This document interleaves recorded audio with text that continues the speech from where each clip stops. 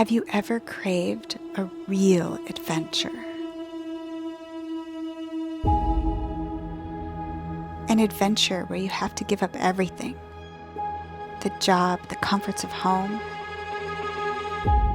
and just take a leap into the unknown. 7 years ago, my wife and I did just that. We rode a motorcycle through North America, South America, and Africa. But when we learned from some friends that there was a motorcycle we can buy in Indonesia, a new type of adventure called to us. A ride across the most populated island on Earth, Java. With 45 active volcanoes and 156 million people, this incredible island is difficult to traverse. But we were ready for all of its challenges.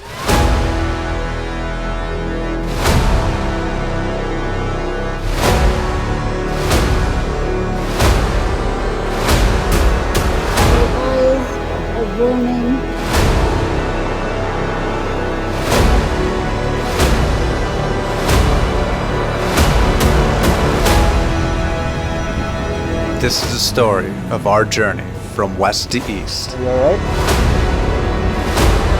From Jakarta to Bali, across the island of Java.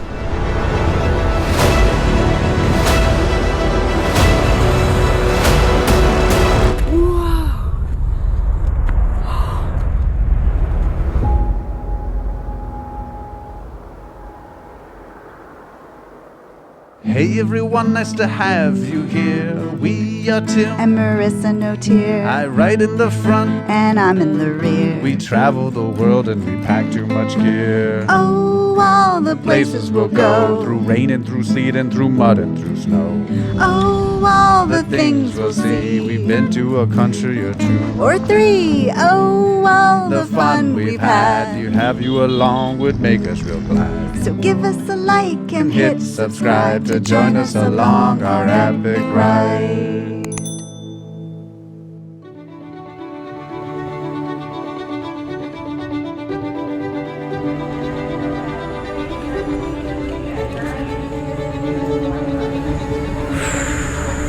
I got the nerves going, you know? I think 20 hours from now I won't be as nervous. Or maybe even more so, who knows?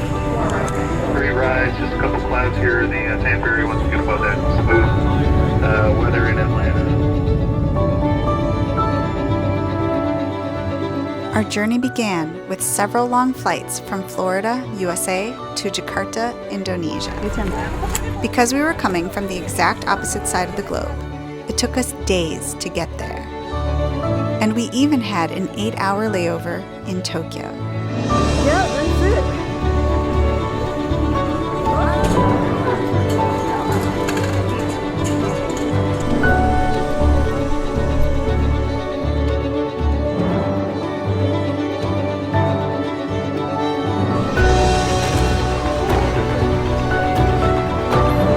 Japan was awesome, but exhausting. And by the time we arrived in Jakarta, we were zombies. It's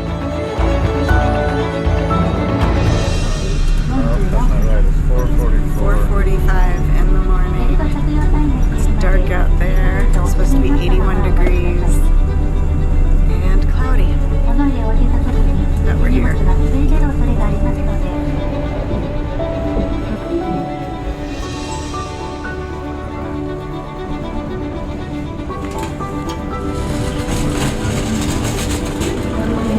It's my first time hearing Indonesian. What a beautiful language. Nice to meet you. Nice to meet you, my friend. Hi. Jet lag, huh? Oh, yeah. Oh, so much jet lag, so much jet lag. Our goal in Indonesia was to ride a motorcycle more than 1,900 kilometers, nearly 1,200 miles, along the island of Java from end to end, starting in the capital city of Jakarta in the far west and ending on the eastern edge, where we would take a ferry to Bali.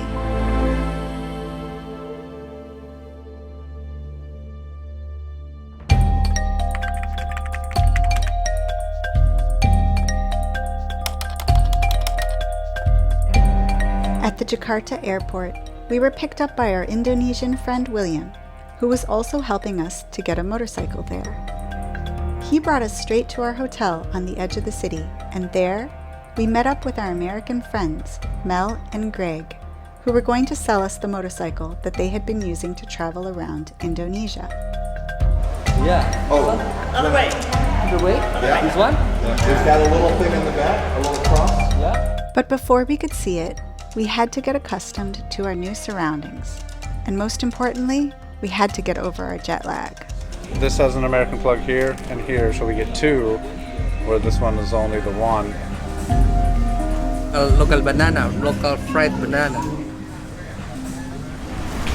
Okay, so we are going to drink the boba tea. Yeah. Thank you.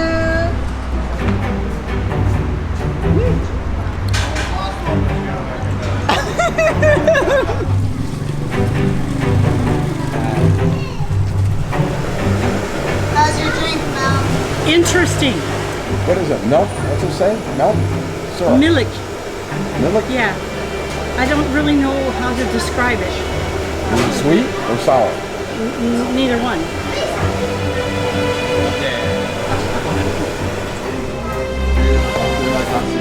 How do you eat it? This is really gross.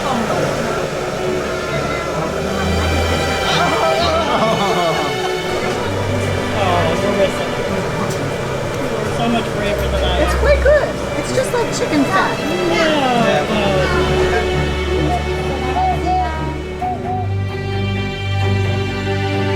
After we explored the city, and I felt fairly confident that I'd never ordered chicken feet again, we were ready for the real adventure to begin.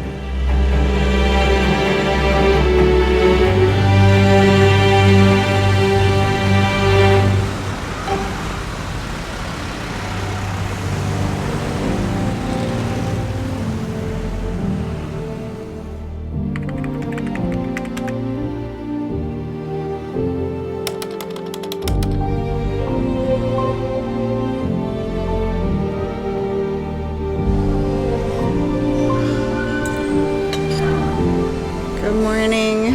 I am super tired today. I think we were going to see the bike today, which will be fun.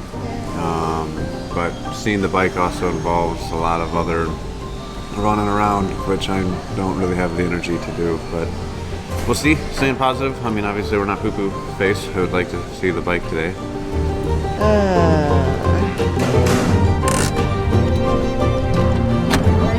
We are here. We get to see the bike for the first time. Yay! Dorco! The Indonesian motorcycle that we purchased was a Bajaj Pulsar 220 that we named Dorco. Not because it's dorky, though it turned out to be quite that, but it's a combination of our cats' names that we had in Africa, Marco and Dora. We embraced this older bike as it became the third member of our magnificent trio.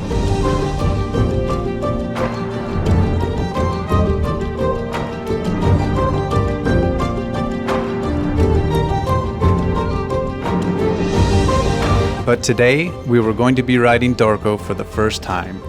We needed to bring her from the mechanic shop through the infamous traffic of Jakarta and back to the hotel. And honestly, we were extremely nervous.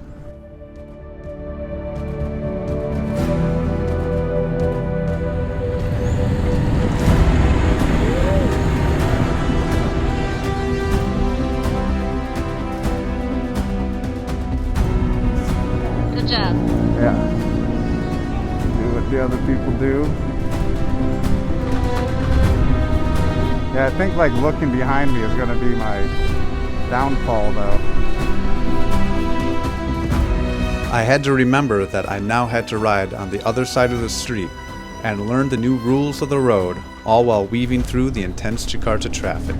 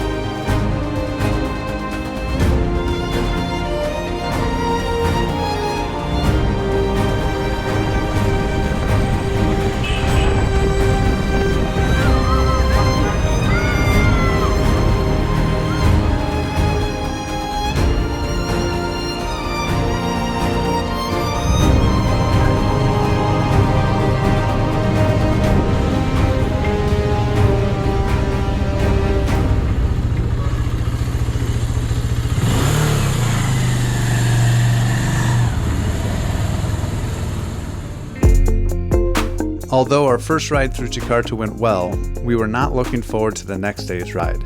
Because from where we were at, there was no way of getting out of the city without going directly through it.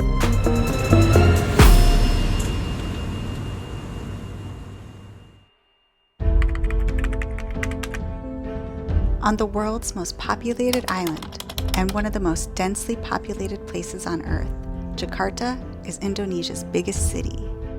In fact, with over 30 million people, Jakarta is the largest city in Southeast Asia.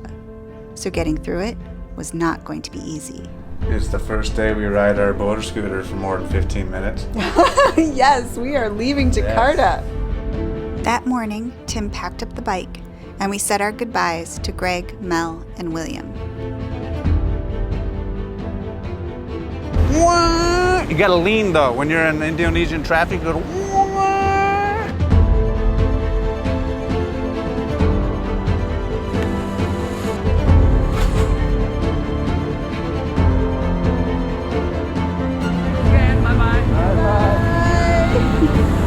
and then we headed off into the madness.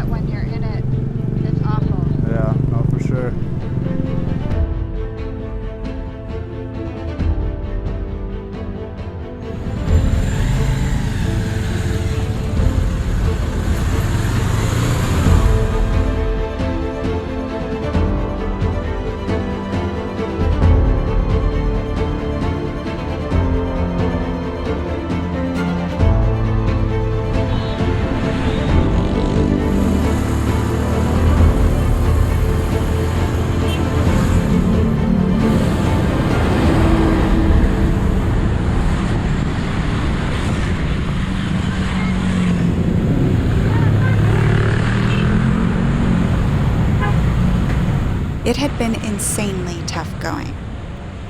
But thankfully, our hotel that night was a peaceful haven that allowed us to relax and unwind. Ooh. We made it. Ooh, look at this. It's like a big bathtub. Yeah. Yep, that's the sound as well.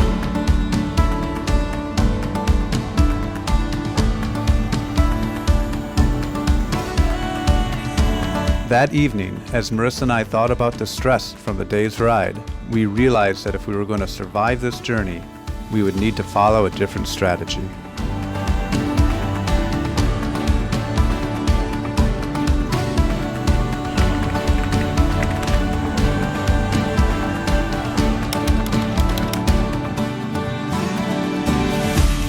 Today's plan was to get off the main streets and take the smallest roads through the mountains that we could find.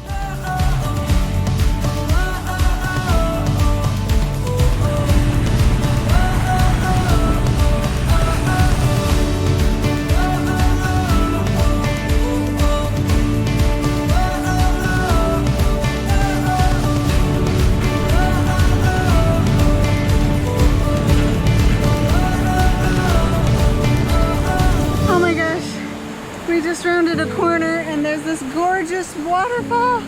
It's huge.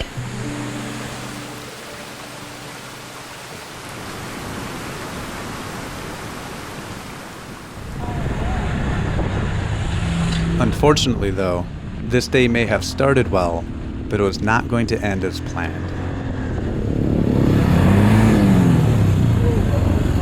This was the first time that we realized that our motorcycle was not necessarily up to the challenge of our two-up and overloaded lifestyle. It just didn't have enough power, and we were definitely too heavy for it.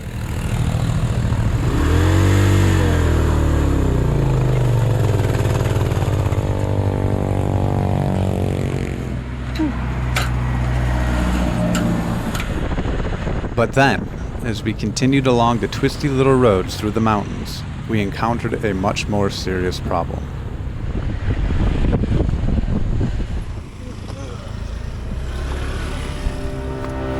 You alright? Are you alright? I was getting off the motorcycle when I made a false step and fell into a hidden ditch, twisting my wrist. Well, Marisa just had a tumble. My arm hurts, my wrist. Yeah, she got off of It'll be the alright. got off the motorcycle and lost her footing. Oh no.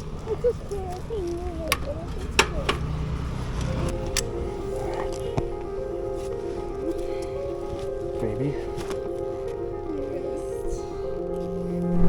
So there was only one thing to do, and that was to move on and try to get to a hospital.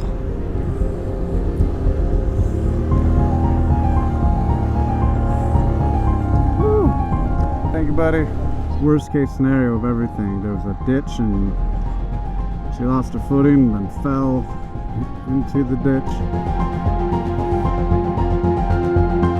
But then, So we just stopped to get a new bearing, and now the bike will not start. The lights won't come on. The horn doesn't go. Oh my god. The bike isn't starting.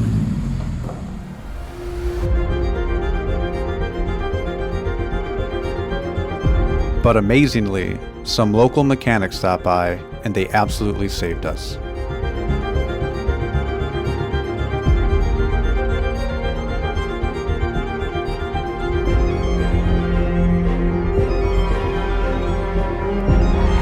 Okay, we've arrived at a hotel. I'm gonna go check it out. Ta-da! Final product.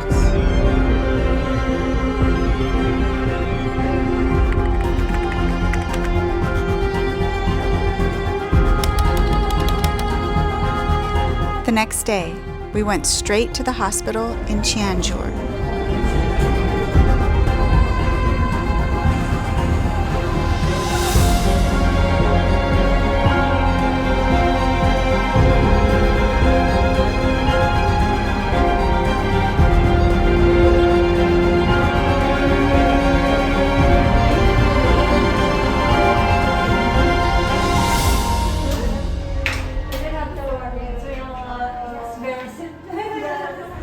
Okay, I can take this off. Wow, they were so nice to us. It was amazing. We got parting gifts. We got parting gifts. We got a coffee cup. Oh my gosh. And we got the x-ray and everything, and I'm so happy that I don't have any broken bones. Now we're gonna try to get one of these microbuses back to the hotel. Hello, hello. Back to the hotel. And so that's our next challenge. So it turned out that nothing was majorly broken, but I needed to be careful with my wrist, and I had to keep it in a sling for a while. But the hospital in Cianjur was terrific, and we were for the first time coming to understand the unparalleled kindness of the Indonesian people.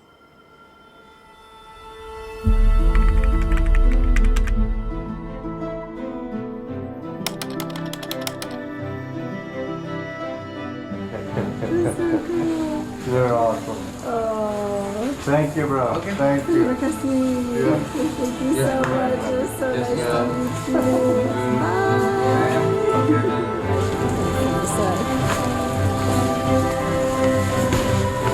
There you go.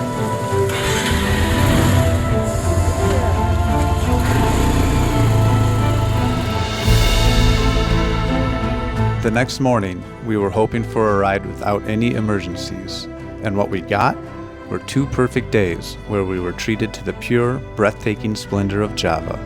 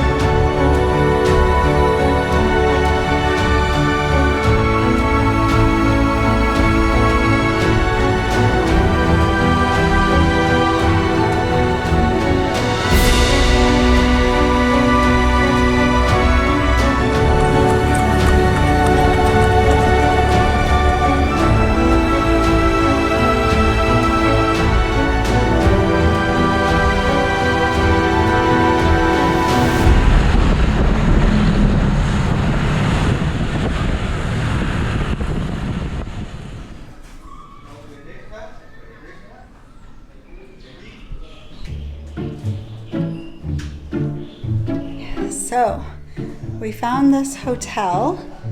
Right now there is no electricity.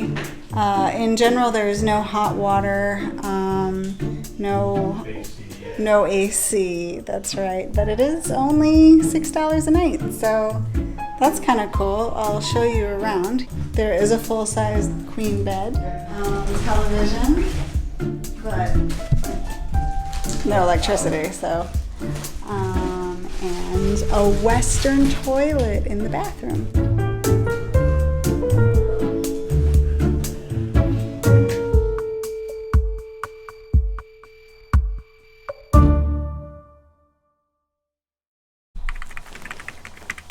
Hey everyone, good morning.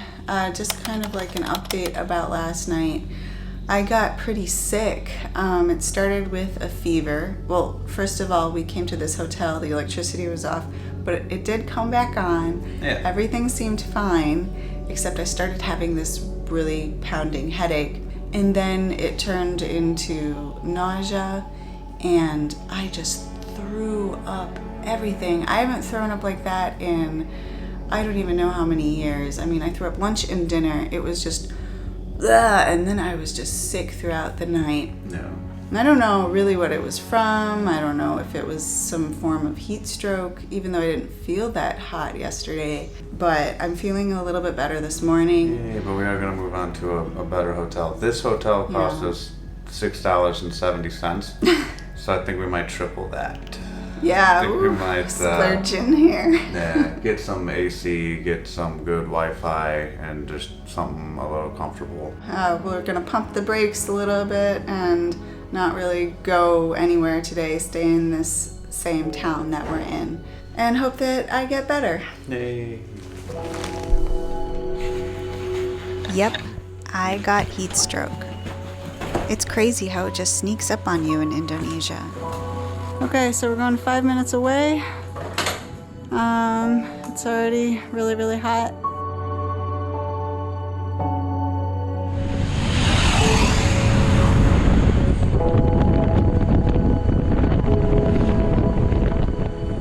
Okay, after much trial and error, we finally found a room that we are going to stay in for the night. Oh, it was such an adventure finding this room.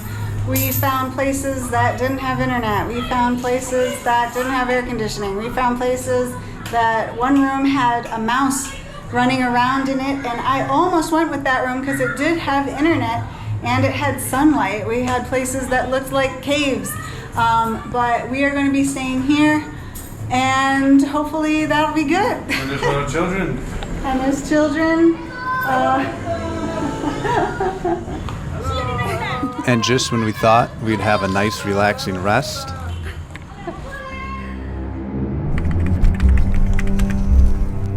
so Marisa and I have just been through hell. We had food poisoning or something, and I threw up, and I couldn't. Everything was awful. I was very thankful for Marisa, but it's been really hard. We were going to leave today, and no way, I threw up too. So much, everything, until there was nothing left. And now we both feel feverish. Awful. I know. But we just went to Indomart and we got some This electrolyte stuff. Thank you, Jason, for recommending it. Yeah. To get our stomachs back on track, we got some chocolate chip cookies and some Oreos and some crackers. Yeah. Good morning. We are feeling a bit better today. so poopy. Yeah.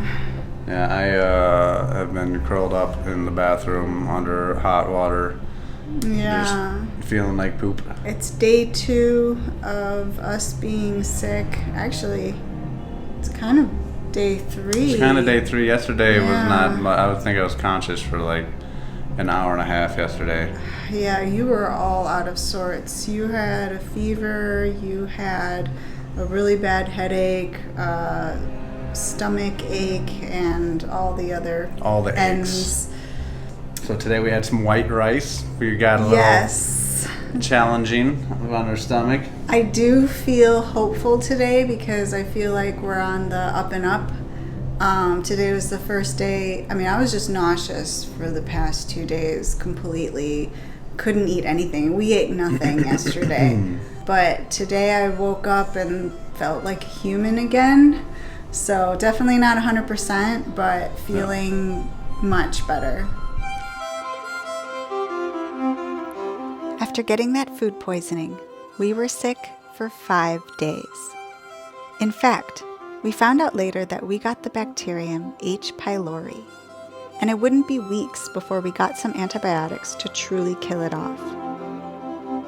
But as we recovered for the next few days, we really enjoyed our time in Garut.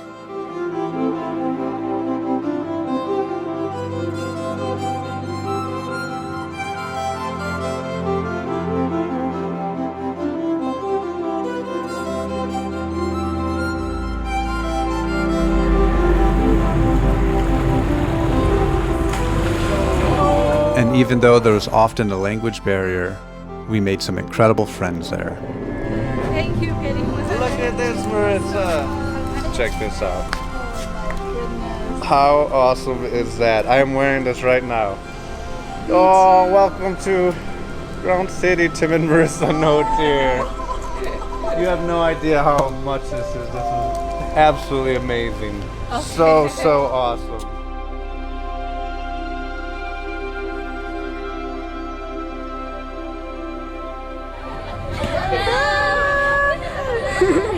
Siapa nama kalian?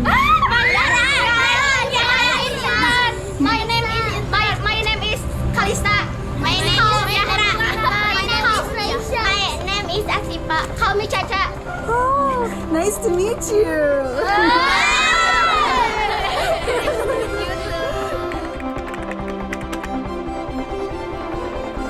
Good morning, everyone.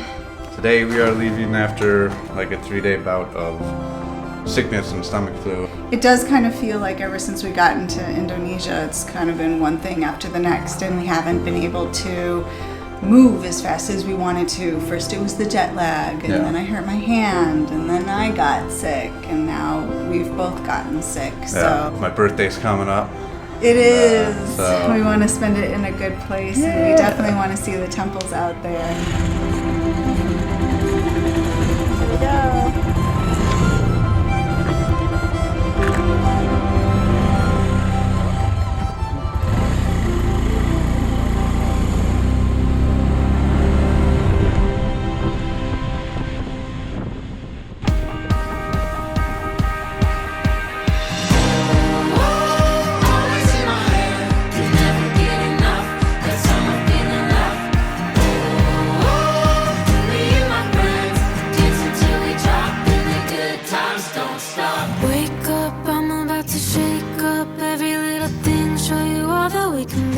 Come dance in my glow.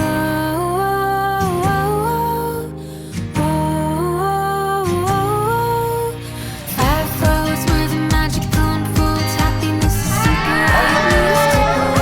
Come jump in the glow.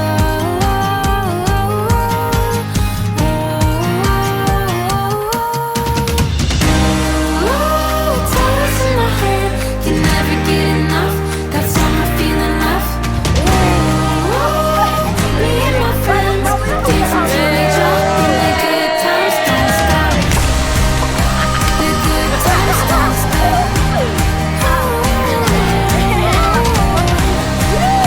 The good times don't stop. Ooh, it's always in my head, can never get enough. That's all my feeling left. Ooh, me and my friends dance until we drop, and the good times don't stop. I don't know if you can hear it, but there is a boat coming this way that is playing live, beautiful music. I'm going to try to capture it for you.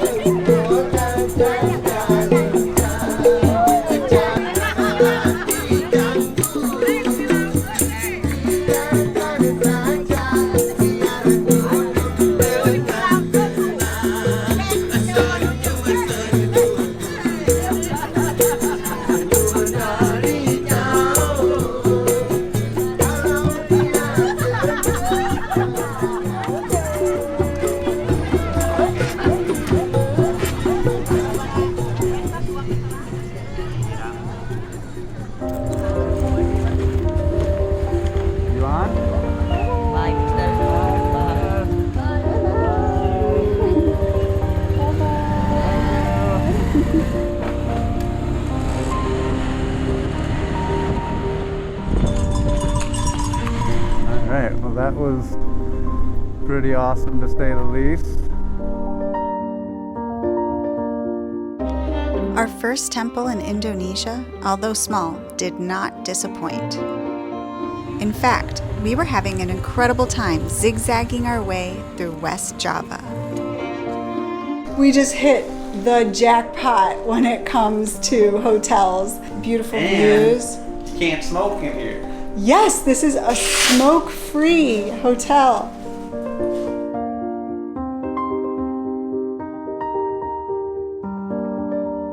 This one's good.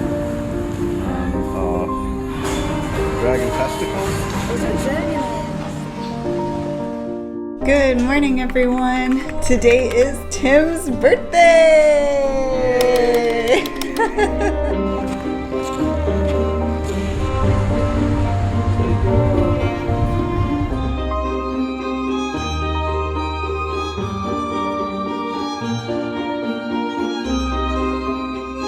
Birthday surprise one is this place called Air Terjun. Tim already has figured it out that it is a waterfall. I know what air means. Air means water. Yes, air means water, which is a little bizarre. There's a trail over that way that will take us to the waterfall.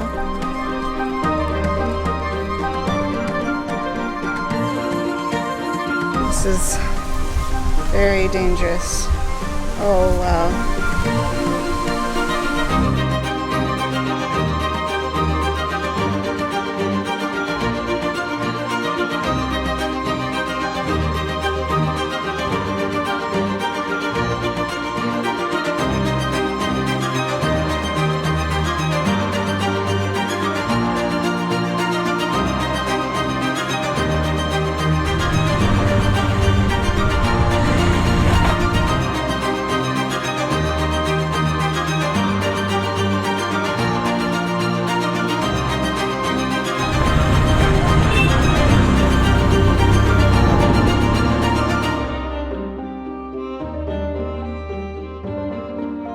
After a lovely birthday of waterfalls and epic roads, we went to bed that night with our stomachs full of ice cream, dreaming about our ride the next day to one of Indonesia's most iconic places, Borobudur.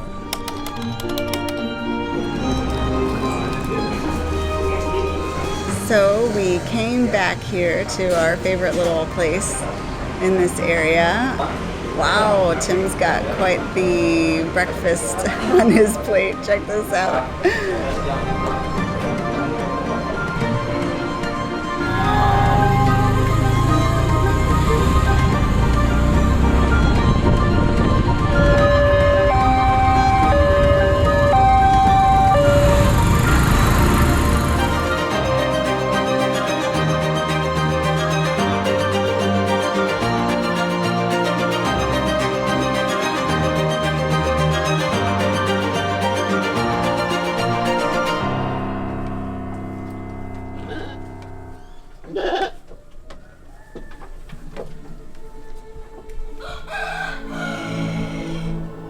Surrounding the famous temple of the same name, the town of Borobudur is a quaint village that still holds strongly to traditional Javanese values.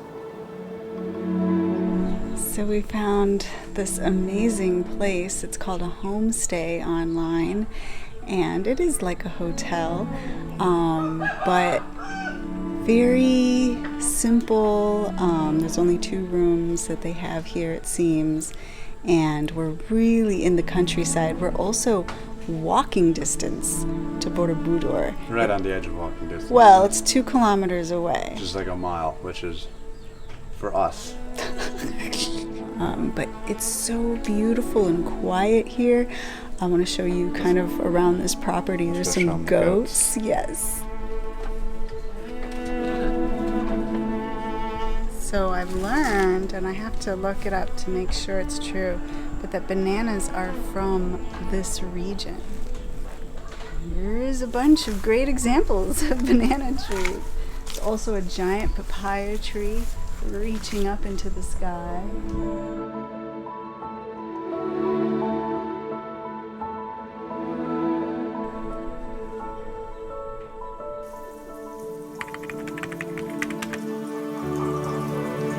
Today, we wanted to do something different. Instead of taking our motorcycle, we were going to be toured around by our hosts, Fendi and his friend, on the backs of their motorcycles. And they wanted to show us all their favorite places of the village.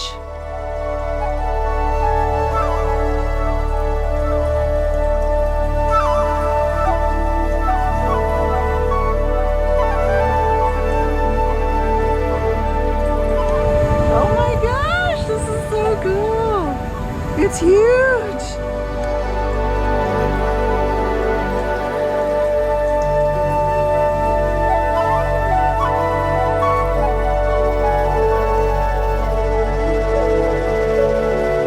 Good morning! I am here at Candi Mehut, which is one of the amazing temples here in central Java.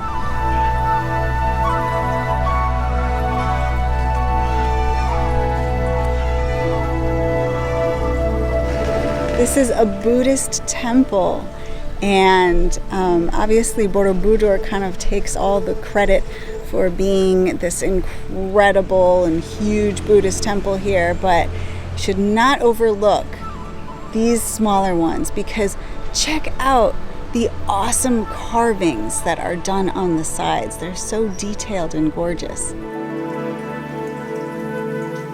And it dates back to 824 CE. 824. It is so old. Obviously, it's been restored to what it is today. Over here on the grounds, you can see some of the rubble. That is probably what it looked like before the restorations. But that is extremely old, and it's so beautiful how many of these carvings have been preserved.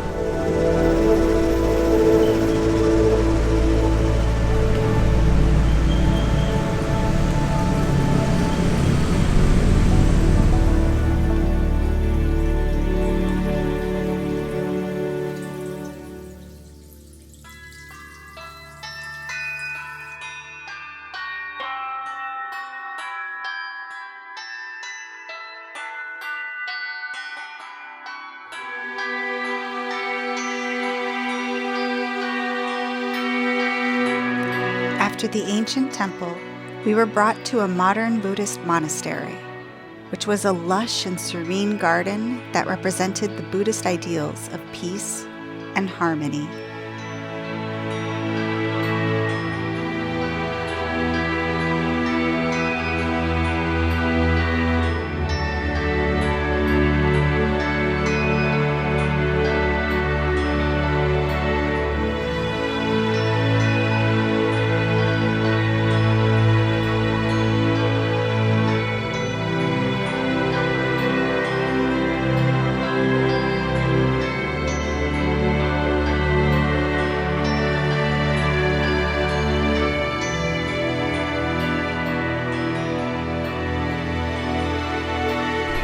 So although Indonesia is predominantly Muslim, because Borobudur is the largest Buddhist site on the planet, there is a large congregation of Buddhists here, including this gorgeous Buddhist monastery that is right here next to Candi Mendut.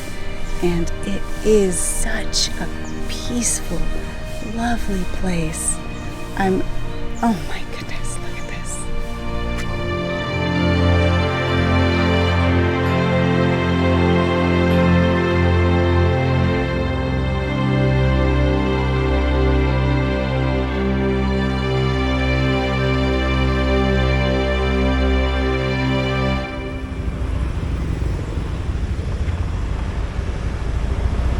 Next, we went to a very special cafe.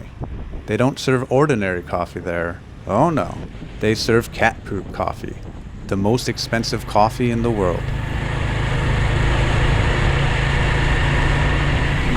USA. Chicago. Yes, yes. Like this one, the animal, the sea-fed cat, or we call luwak. They live in the jungle. It's about 30 kilometers from here. They eat the coffee berry, the best one, because the bean cannot digest, so fermentation in the stomach and then poop like this. What's that? That's poop. Yeah. Feces.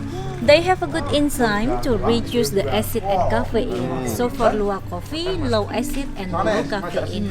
Totally different with the normal coffee. Really? Yes. Normal coffee, they high caffeine, high acid, sometimes problem for your stomach and then your heart must be pounded, right? But luwak coffee, no. Luwak coffee uses beans that have gone completely through the intestinal tract of a palm civet, a type of jungle cat called luwak in Indonesian. Like chocolate peanut. The payday bar, yes.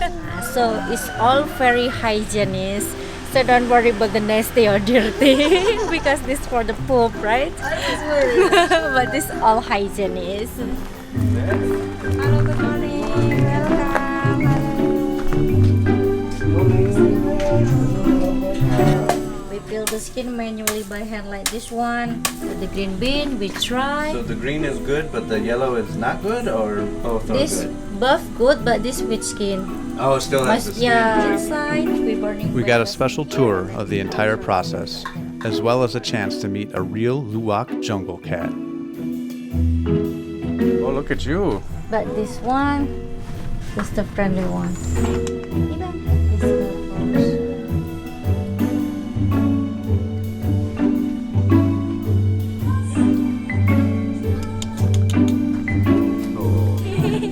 And finally, it was time to try some coffee. Yeah. And look at the finger hole. I can't even. What am I supposed to do with this? Like wish it into existence. There we go.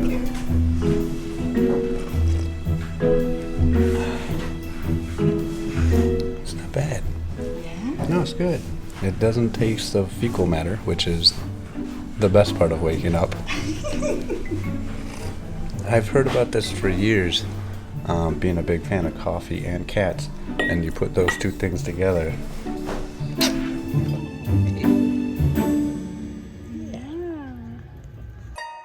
Our last stop of the day was a very interesting place, the workshop of a local man who makes tofu. We call it padi.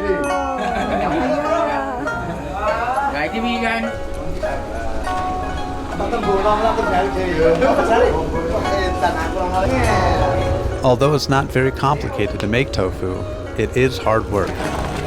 First, the soybeans are ground up and boiled.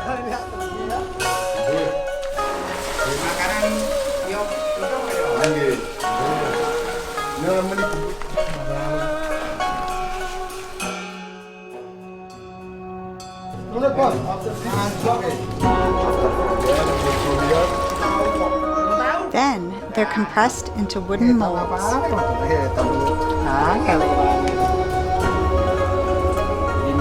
Proses tofu. Yes. And after a few hours of being compacted,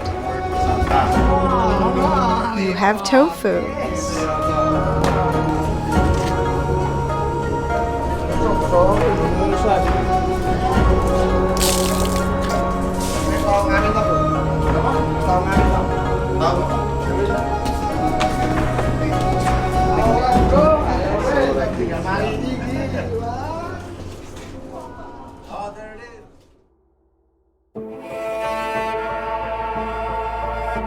At last, it was time to actually ascend the ancient temple of Borobudur, the largest Buddhist temple on earth.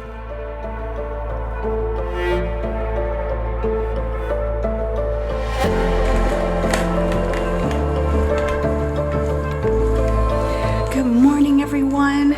Today we are finally going to Borobudur.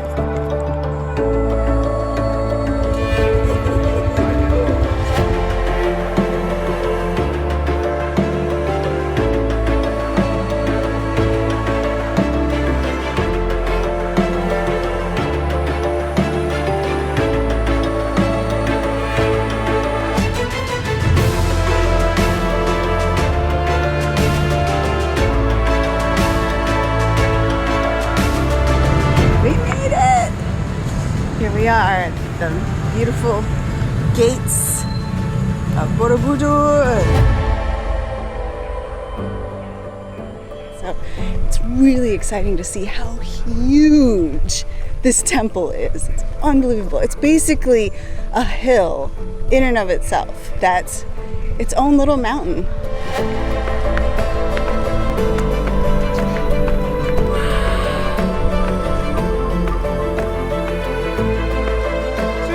Level terraces and crowned by the main stupa. You can try 6 and you can try.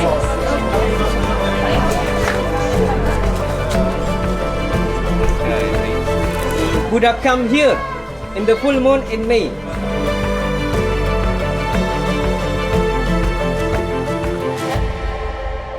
There are volcanoes in this area. In fact, Borobudur was covered in volcanic ash for hundreds and hundreds of years before it was rediscovered.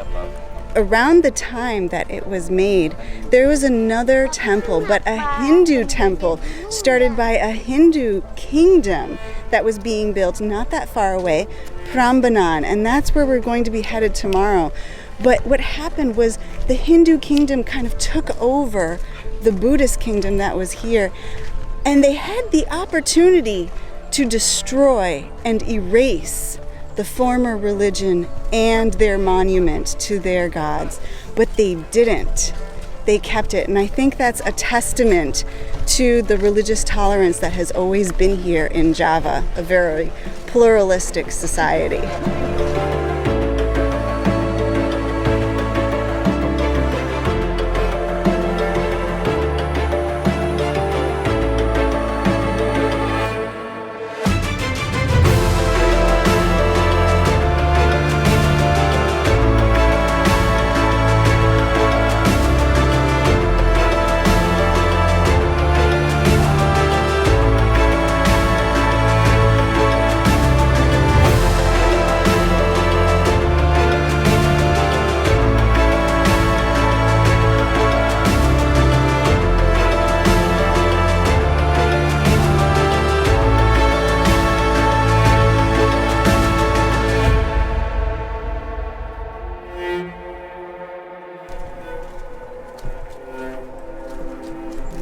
So every single one of these stupas has a Buddha inside. It's very hard to see the Buddhas because the holes are very small. But there is one stupa only that is uncovered, and nobody knows why. It's this one here. Oh, there's another one? Don't lie to these two people. There's two, apparently. lie. I thought there was only one. But here you can see what that Buddha looks like inside the stupa. Now, the postures of the hands are going to be different in different levels. So as you rise up on the hill, you are getting closer and closer to enlightenment. Here you can see how his hands are. Beautiful, isn't it?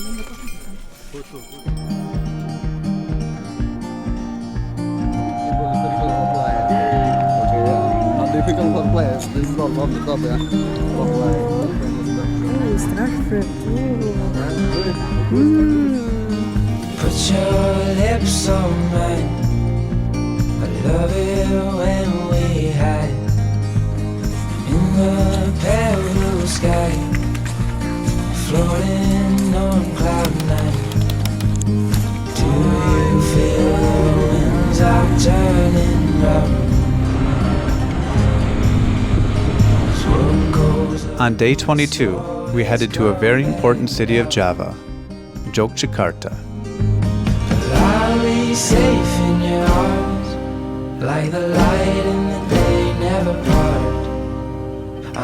And there, we wanted to see something that we now consider to be one of the greatest wonders of the world, Prambanan. Yeah, I'll be fine. I'll be fine.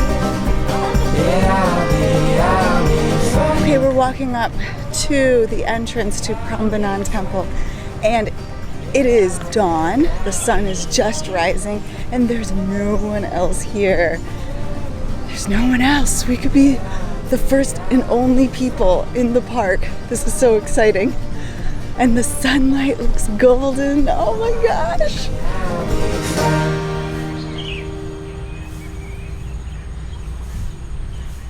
So beautiful in the morning light. The gates to the inner part of the temple are going to open in about 9 minutes. Really, really excited. So beautiful.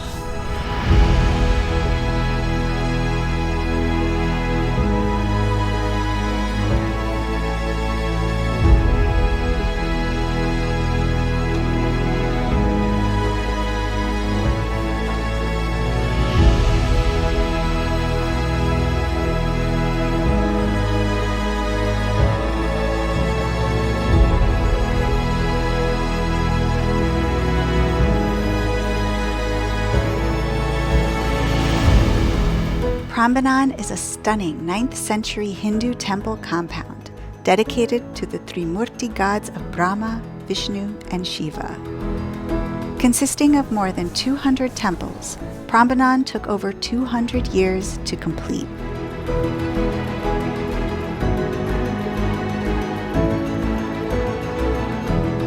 It is a magnificent testament to the type of exquisite artistry and skills that can be found here.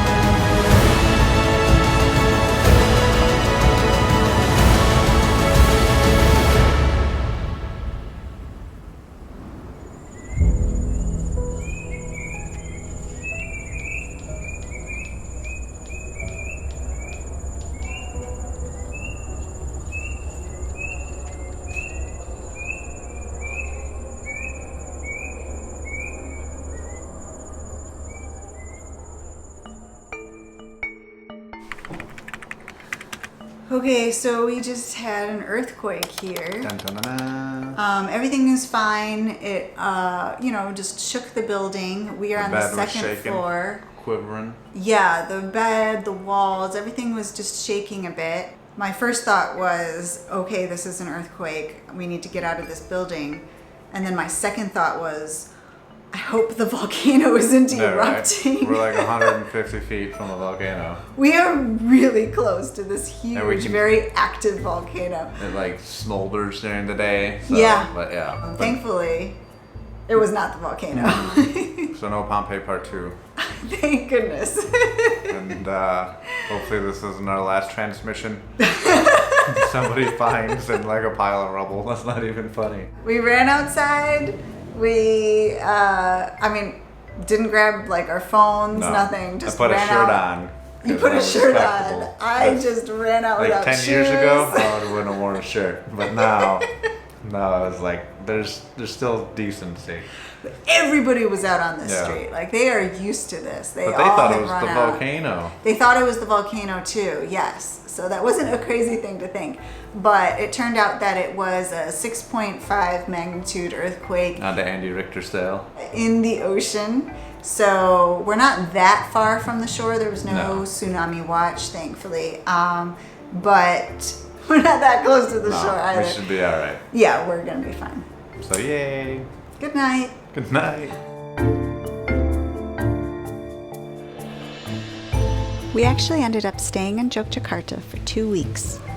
We really liked our hotel there, and it was a chance to rest, catch up on editing videos, and to explore more of the sights and sounds of the city.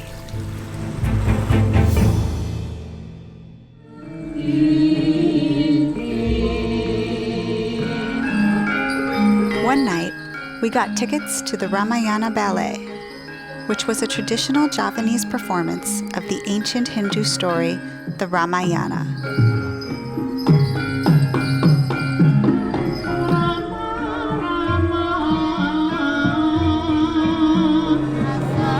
It was scored by a live gamelan orchestra and backdropped by the stunning temples of Prambanan.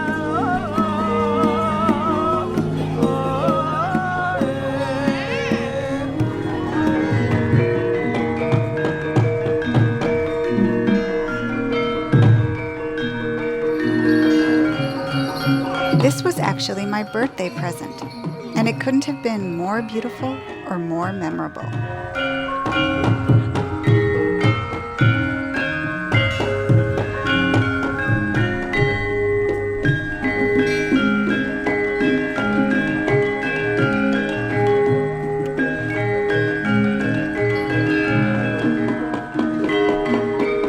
The acrobatic monkey god, Hanuman, really stole the show.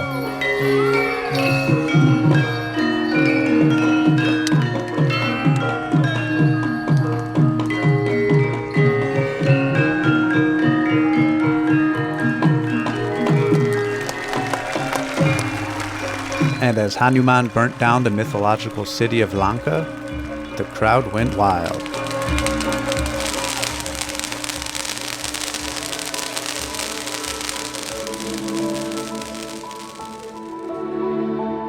But after having an incredible time in Yogyakarta, our visas for Indonesia were coming to an end, so we knew we had to move on. So I found an example of the old Javanese script that is written on the temple here. Look how beautiful it is.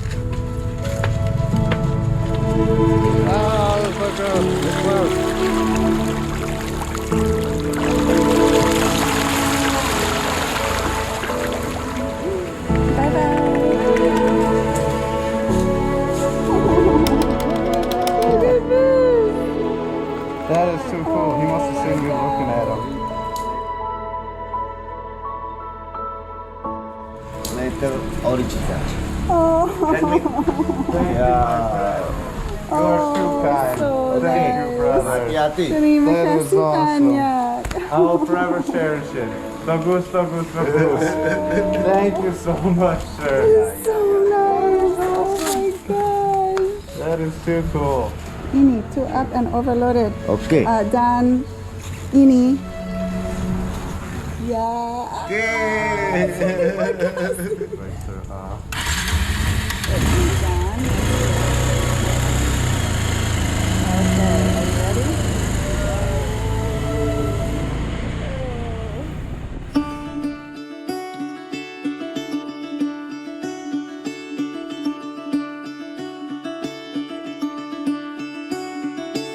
Caught behind Venetian blinds, out of reach for the city lights. This ain't where I belong. Hey, look at me, man, what I become.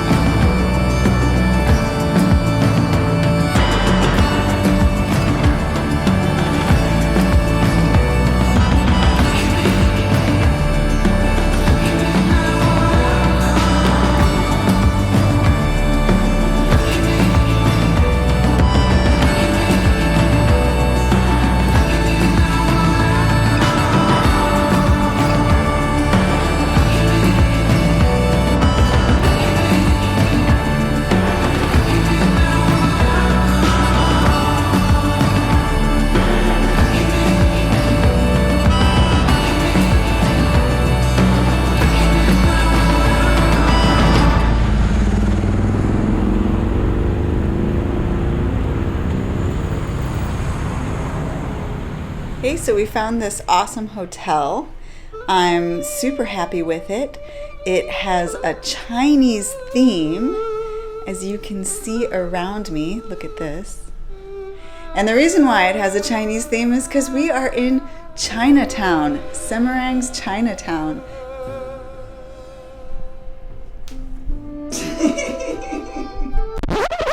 So this is where our journey takes a major detour. From the city of Semarang, we took a 24-hour ferry to Kalimantan on the island of Borneo. And we wanted to do this for two reasons. The first was that we really wanted to see Borneo and all of the incredible wildlife and sights that it had there. But also, we were coming to the end of our visa, and in order to get a new one, we needed to exit Indonesia and go to a new country. So we decided to do this on Borneo, because we could cross into East Malaysia there.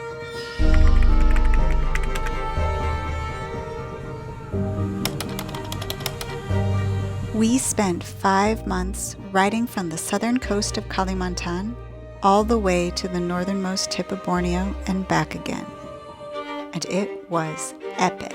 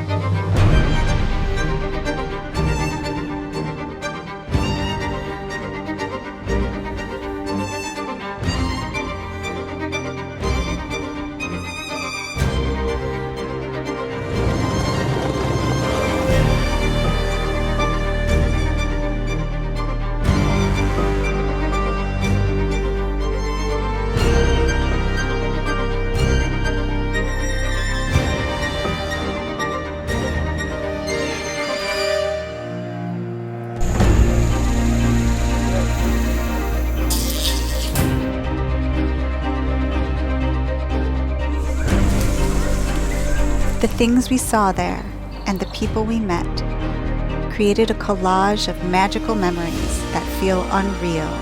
This island is undiscovered, untouched, and unbelievably wild yet welcoming.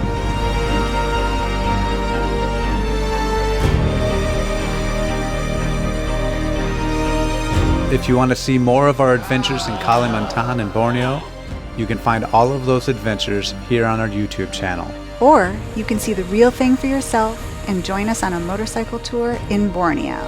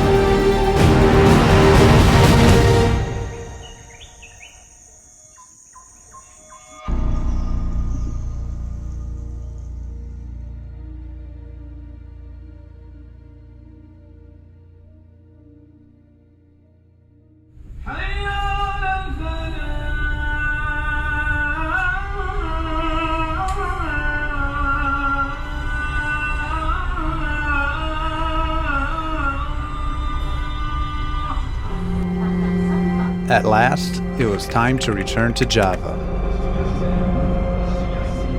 And this time in Semarang, we had a new mission. Meet up with Dan, an American friend of ours who lived in a village inside of a volcano. I don't want to wake up yet. Roaches crawling around you. Did you? They were crawling on me? They're around you. Okay. And after 24 hours on a ferry, we were super excited to see land again.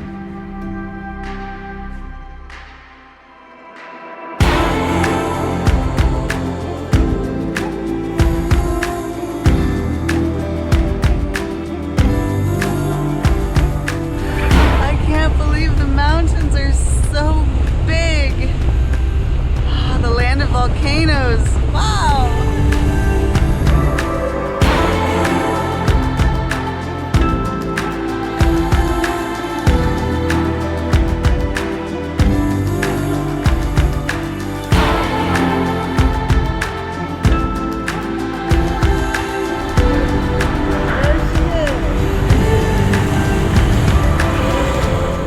As we exited the ferry, we set off to meet our friend Dan at a gas station.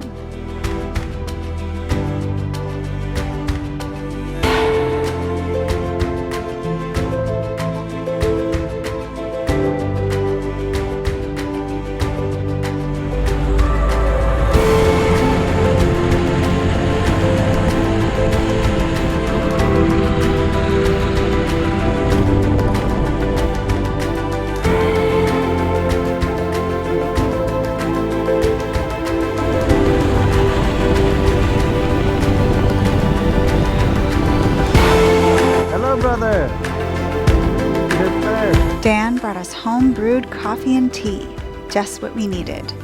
And we set off together as he guided us towards Mount Muria, where he lived. That's where we're going. Everything was going wonderfully, until... Flat tire. Except it wasn't a flat tire. There's definitely something wrong with the motorcycle.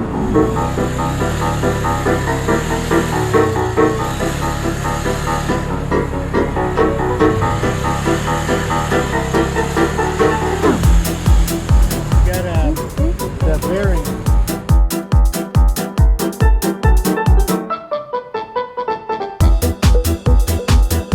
That back tire was wobbling back and forth like crazy. The spoke is broken. After stopping by a mechanic, we finally figured out it was broken spokes. Not just one or two broken spokes, but nearly half of the rim spokes were broken. Yeah, going slow is not good. So next, we had to ride to a place to get them fixed.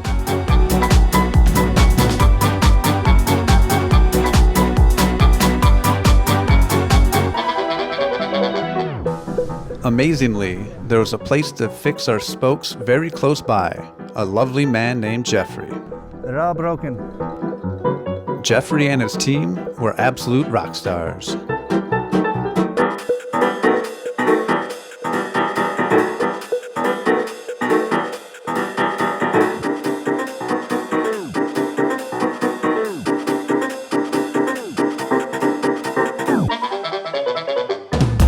In less than an hour, Jeffrey had changed out our old spokes for brand new shiny ones.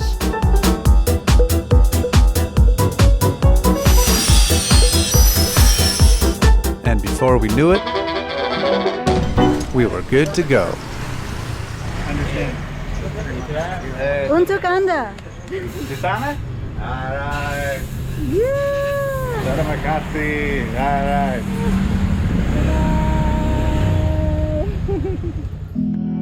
With new spokes on the rim, we were ready to finally ride to Dan's village called Tempur.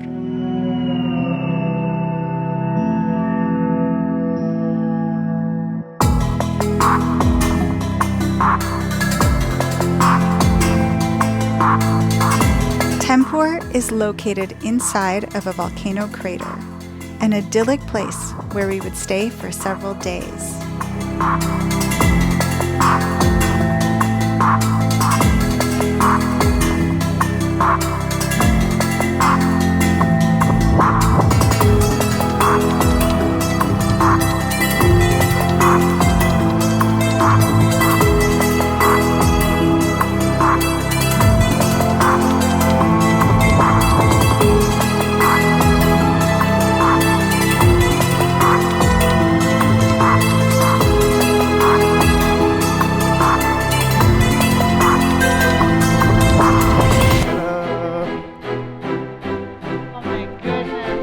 We got to meet Umi, Dan's wife.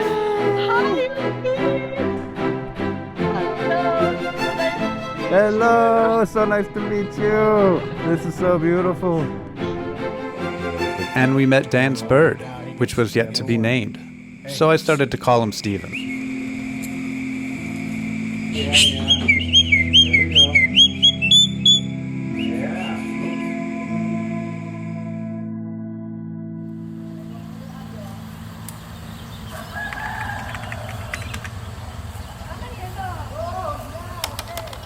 The next morning, we woke up to the beautiful simplicity of village life.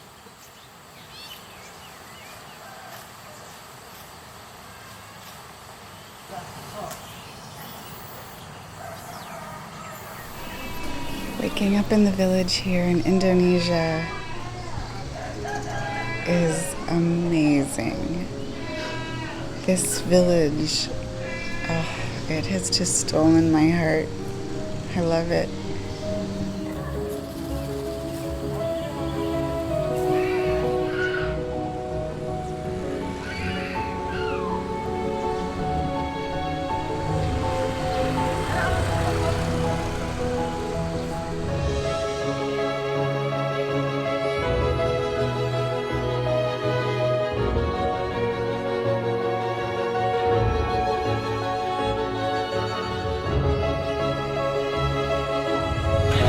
That day, Dan thought it was a good idea to take us on a road that led up the crater rim to a viewpoint where we could see the volcano in its entirety.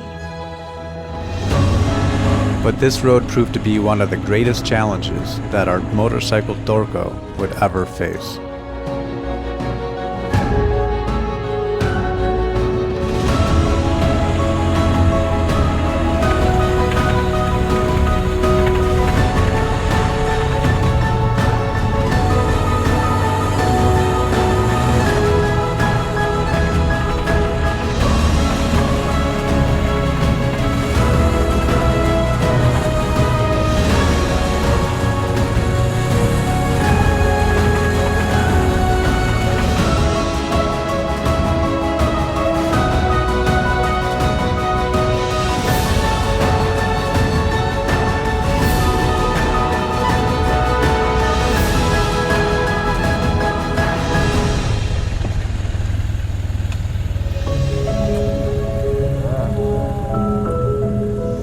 But against all odds, we made it. This is amazing.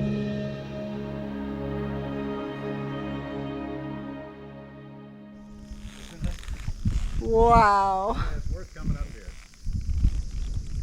This is the edge of an entire huge volcanic crater.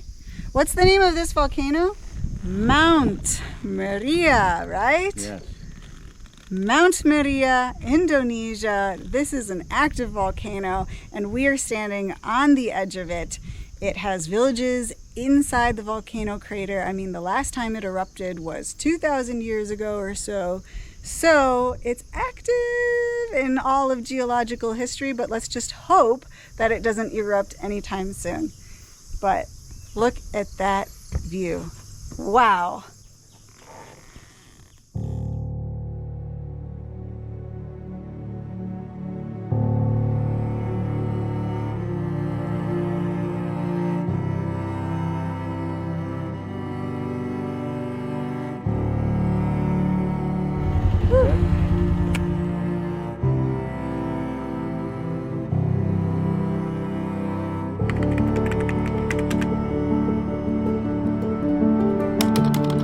Day 39 was a very special day for us because we were going to give a bench away to an unsuspecting local couple. It was our small way of saying thank you to all the gracious and kind people of Indonesia that we have met so far. This was not just any bench, but a handcrafted masterpiece of jetty wood. Dan often gives these benches to people in town who look like they could use a comfortable place to enjoy all the beautiful views. And so we decided to purchase one as well, and to give it away to a couple that Dan had spotted. I think we should make this a permanent addition to Dorco. A motorcycle with this nice wide seat on the back for me. That'd be awesome. First, we strapped the bench onto the motorcycle. Then I had to ride it through the twisty, narrow streets to our destination.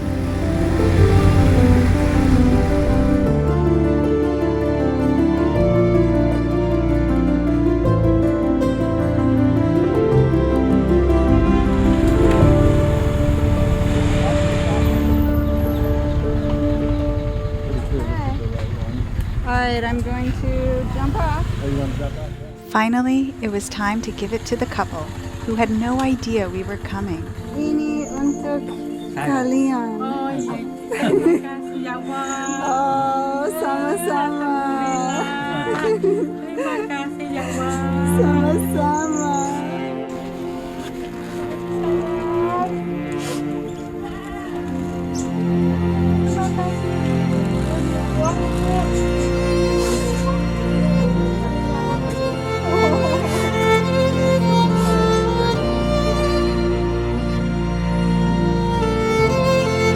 It's amazing. Oh.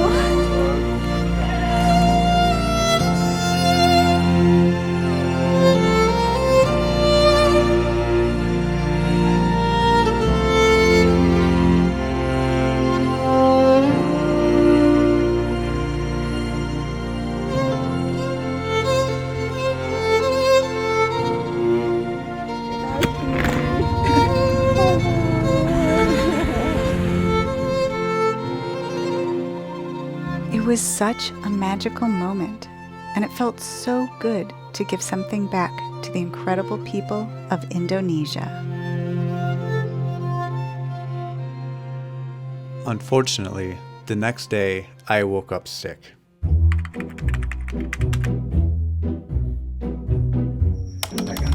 Why don't you come in the corner of the bed over here, Marisa? And what are you feeling about vitamin shots? Vitamin shots. Vitamin shots. Yeah, I don't want them. I think it's okay. I don't like needles. All right, you want me to come? You want me to come over and hold your hand? I just don't know why you get so many shots. Poor Tim. Oh. Just do it. Do it. Oh. In there. In the butt. told you had an anal No, joke. no, see that. Well, I will tell you all about my favorite Guns N' Roses song, and that is November Rain. Yeah. Oh man, do I love November Rain. Oh, like really, really sad part. Is that it? Is he out? And yep, he's out. Wow. You're doing great. Done. Ouchie, ouchie. Okay, my love. Wow. They look amazing. As Tim was recovering, I learned from Umi how to cook an Indonesian chicken soup dish called soto ayam. With the help of friends and family, they taught me an age-old recipe of this flavorful soup while cooking in Umi's mother's wood fire kitchen.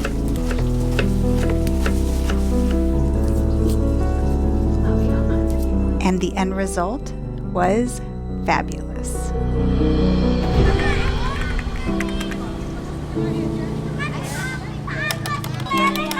And in just a few days, Tim was feeling better again.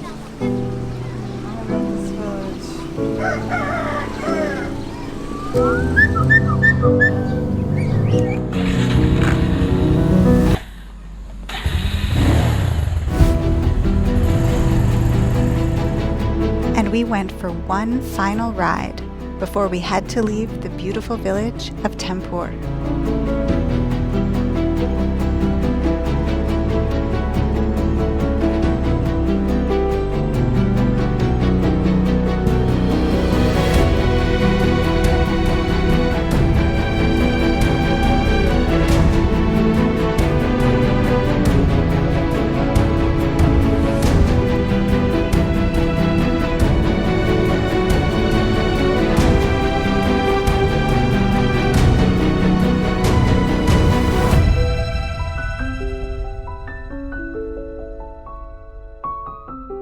It was sad to leave Dan, Umi, and Steven, but we were excited to continue our journey as we headed towards one of Java's most famous and otherworldly sights, the lunar landscape of Mount Bromo. All right, we haven't had breakfast yet, so we found this little spot here to have breakfast. It is perfect. We're gonna get some chicken soup, and they have like fried egg omelets, which is awesome. But I want to show you the view from this place. This little tiny restaurant. And look at this view. Woo! I know it probably doesn't look very impressive in this camera, but that volcano behind me is simply gorgeous. The clouds are right underneath it. We've been riding towards it for probably an hour now, and I'm gonna have to look up which volcano it is, but it is so cool.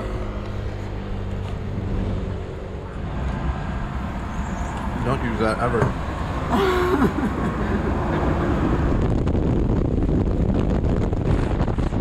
But long days on the road on Java meant that we were going to encounter some pretty maddening traffic.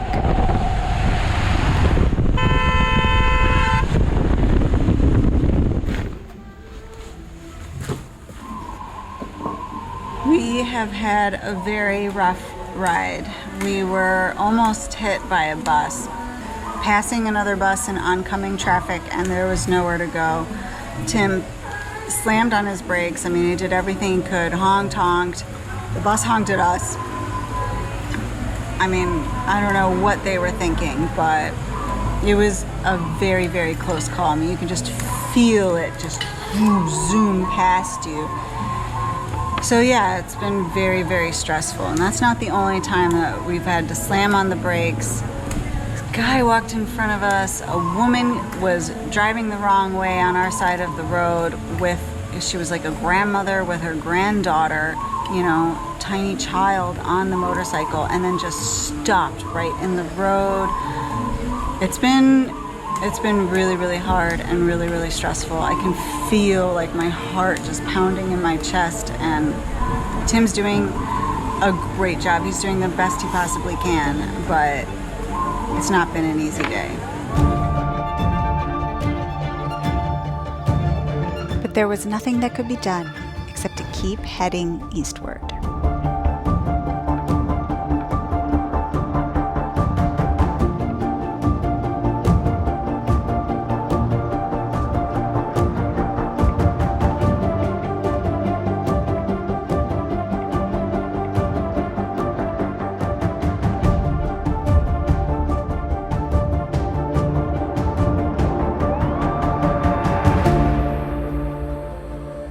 And finally, we reached a town at the base of the Mount Bromo area.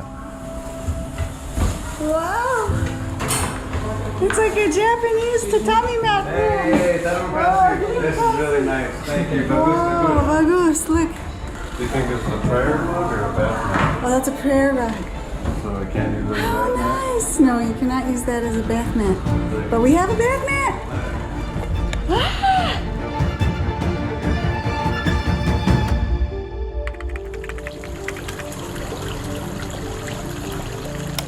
Today, we would be taking the twisty roads that wound up the slopes of the outer crater of Mount Bromo National Park.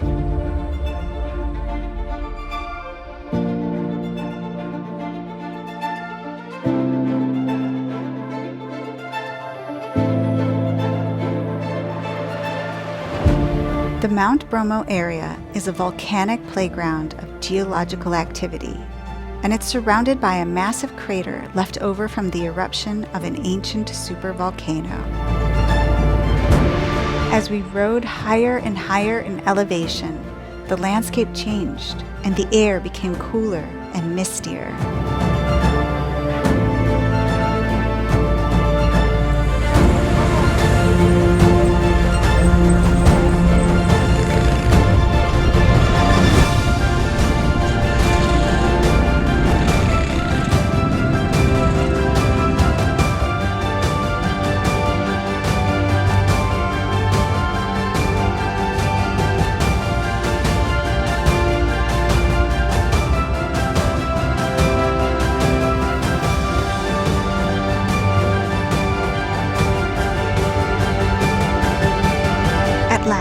We arrived at the entrance to Mount Bromo National Park. Oh, we have to pay for tickets here. It is legitimately much colder up here. On the motorcycle with the breeze, I do feel a little chilly. We have our down jackets accessible, so I think soon I'll be taking out my jacket. They're selling hats here, they're selling scarves. Take a look at the ladies across the street.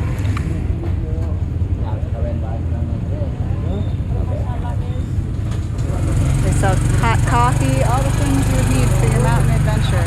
I'm happy to see that there are a lot of motorcycles going into the park, so that gives me hope that hopefully it won't be too sandy or really, really, really deep sand. But who knows? Maybe they just go to the rim and take a look and then go back. Who knows?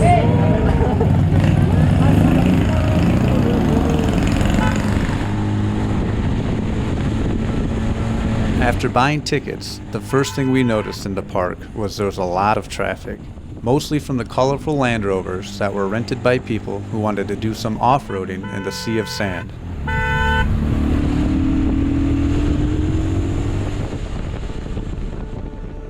And soon enough, we got our first view of it.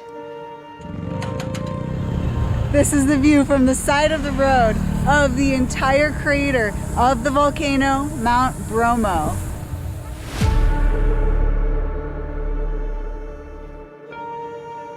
Mount Bromo is just one volcano sitting within a hotbed of volcanic activity. It's surrounded by something ominously called the Sea of Sand. At over 2,300 meters in elevation, that's 7,600 feet, this high-altitude crater surrounding Mount Bromo is a sandy expanse of black volcanic ash. The problem was, we had to cross the Sea of Sand in order to get to our hotel perched on the edge of the giant crater's rim. You can see down below the road that we're going to be taking through the sea of sand. There's the parking lot.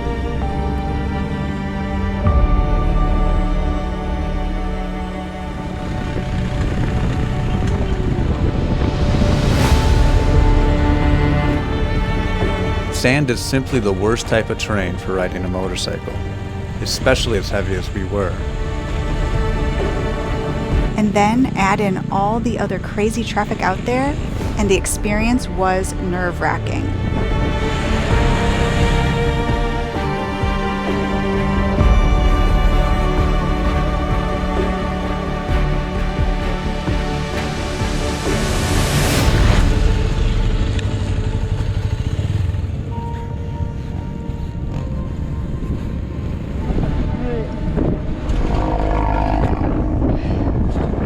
One, two, three.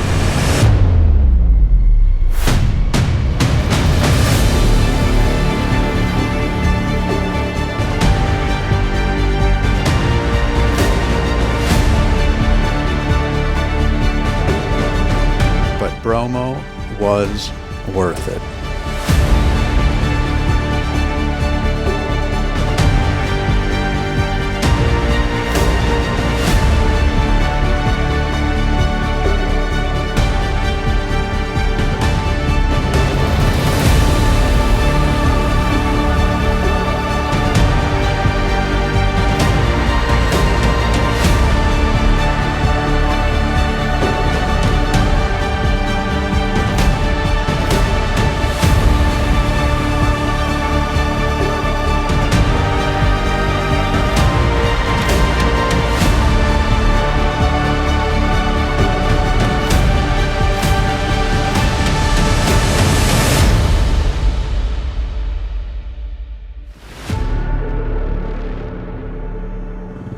Wow, this is amazing.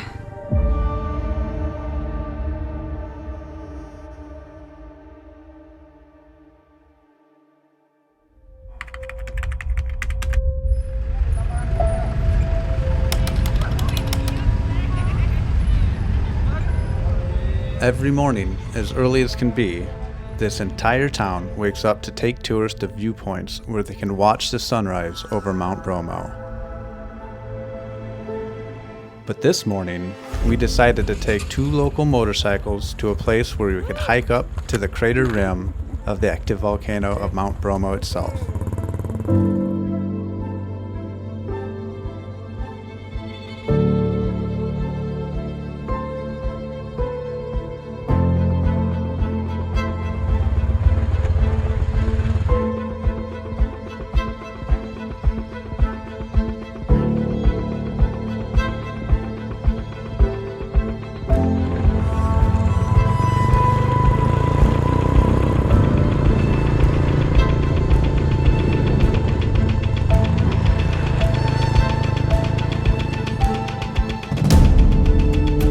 There is something stark and surreal about an ashen desert in the middle of tropical Java.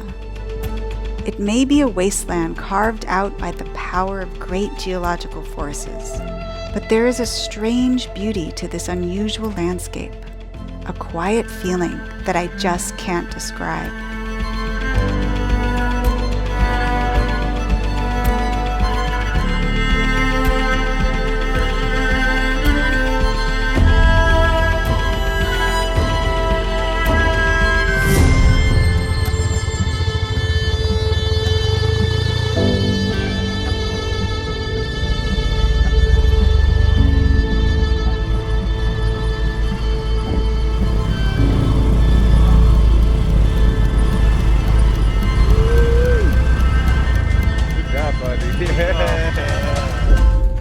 Selamat pagi.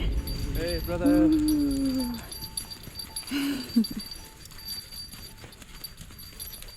Should have taken a pony here, as opposed to the motorcycles, because they can go really far. Hard to breathe already.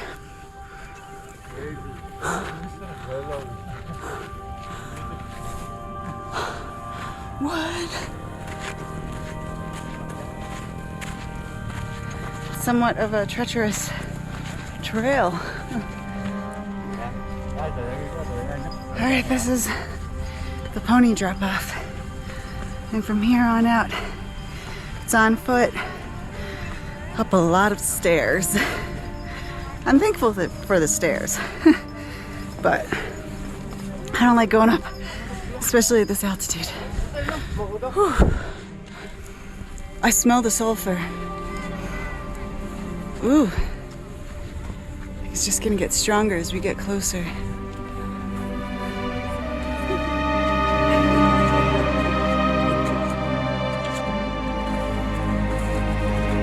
So Mount Bromo is actually named after the Hindu god Brahma. And Brahma is like the creator god, the god over all the gods. He's normally represented with 4 faces. Mount Bromo is actually a holy site to the Hindus. Every year on the 14th day of one of their festivals, they sacrifice plants, goods, even live goats into the volcano. So they actually throw them in as a sacrifice to the god Brahma. And Bromo, the name itself, is just kind of a form of Brahma. But nothing could prepare us for what it was like once we reached the top.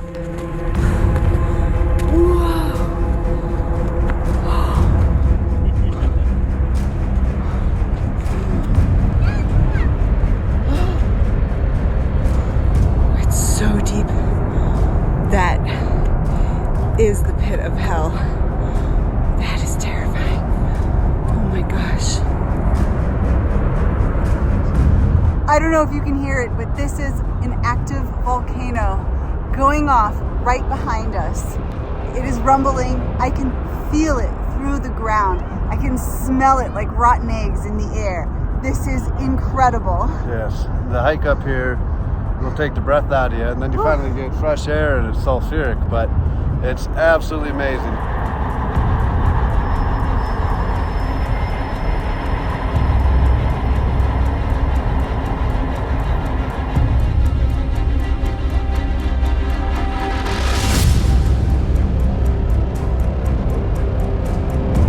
A pretty scary feeling standing here, even though I have this concrete railing to the side of me.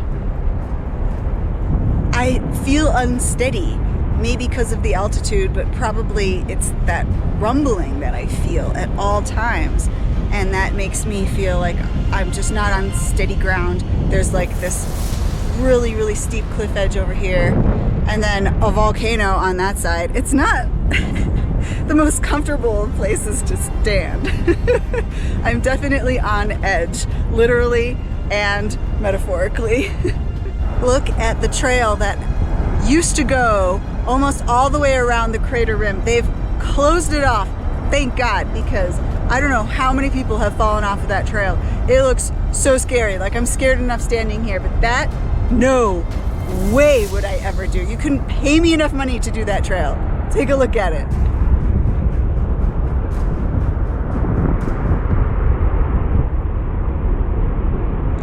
Nope, not happening.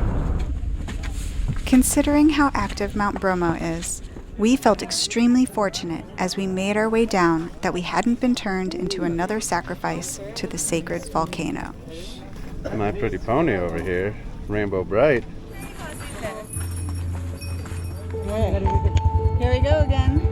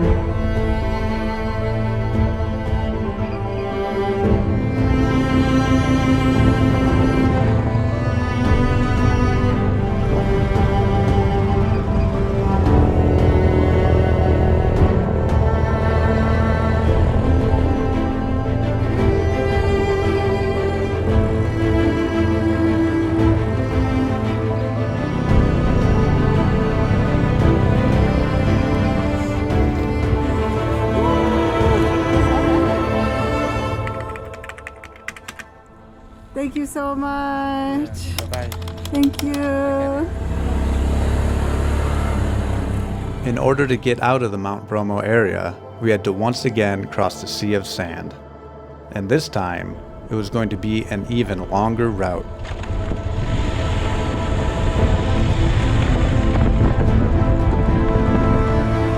Dorco's natural territory. This is going to be the worst part, hopefully.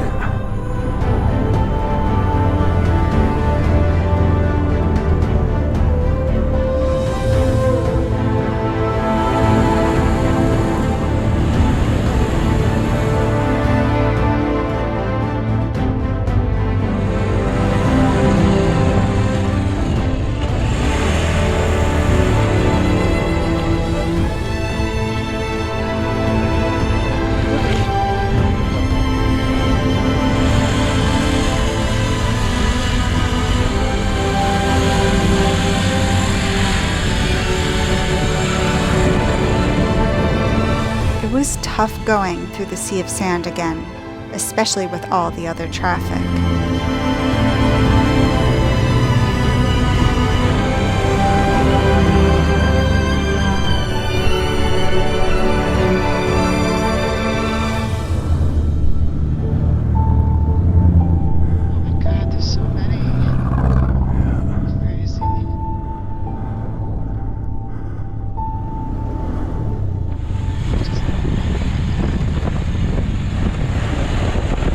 Sometimes it felt like the other vehicles were aiming straight for us.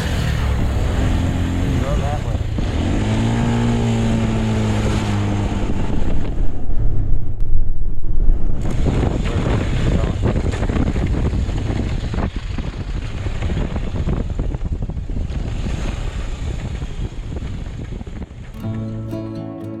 But as we climbed our way out of the Mount Bromo crater, the wasteland desert of volcanic activity changed back into the warmth of lush tropical Java. Come on, baby, take a leap of faith. We got a love that's worth the wait.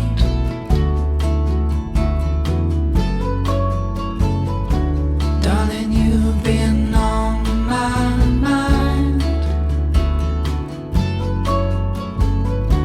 Gonna love you to the end of time.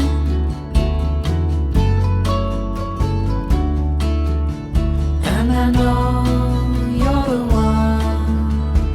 Our story's just begun. I'm never gonna let you go.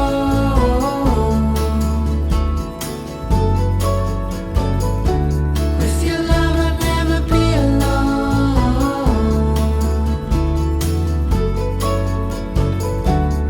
There's only one thing I Oh, we gotta go whoop. So we do. And then we go, yeah. Alright, you ready for the whoopie whoop? let you go.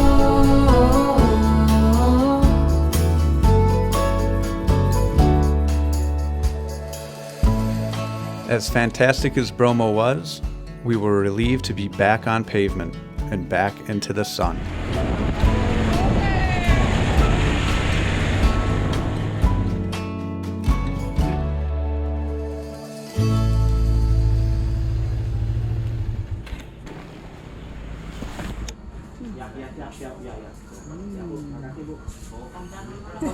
Tim approved. We arrived that evening at a place that we were super excited for, called Tumpak, Sewu. Good morning, everyone. It is about 5 o'clock in the morning, and we are about to trek to a series of waterfalls that are known to be some of the best waterfalls in all of Indonesia, and some might say the world. Selamat pagi.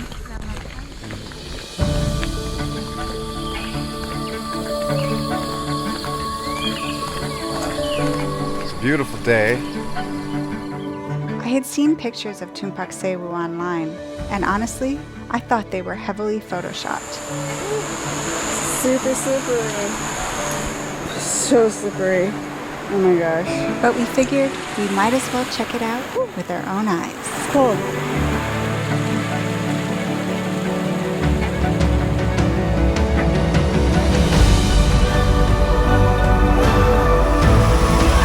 Unfortunately, the way to get there was one of the most treacherous trails we've ever been on. And that's because it was basically climbing straight up and down rushing waterfalls.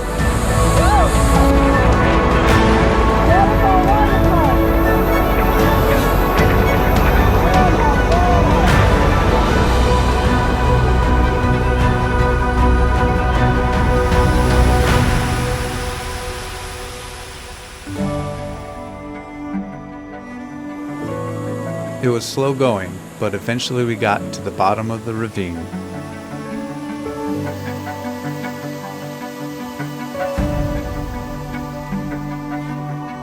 And after a series of smaller falls,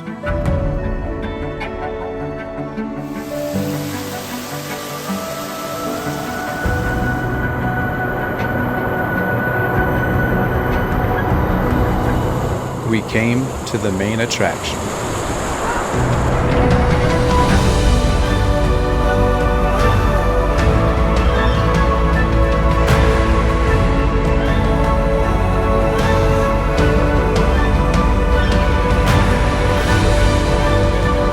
With the volcano Semeru puffing in the background, it reminded us of a fantasy dinosaur world, like this place simply could not be real, but it was.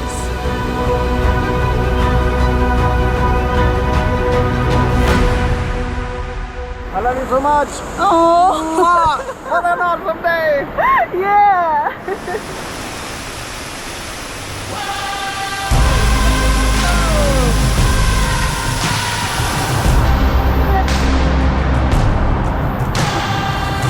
This natural wonder was definitely worth the struggles to get to, but the worst part was we had to go back the way we came in.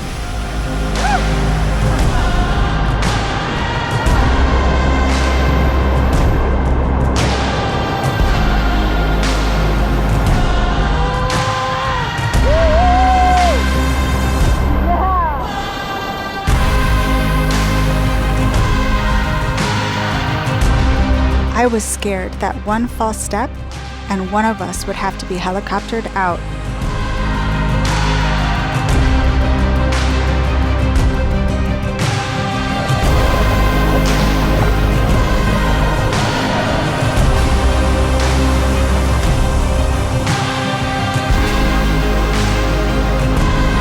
So dangerous. Crazy.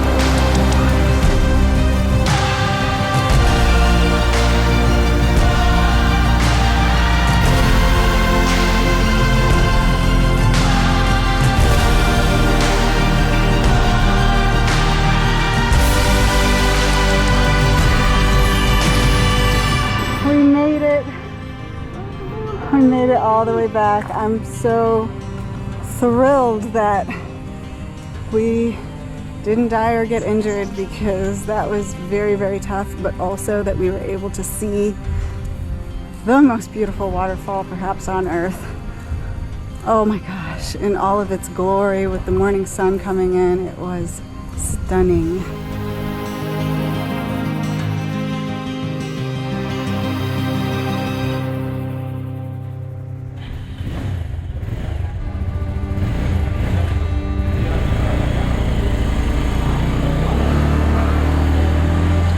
As we continued riding further and further east, we realized that we were coming to the end of our journey on Java.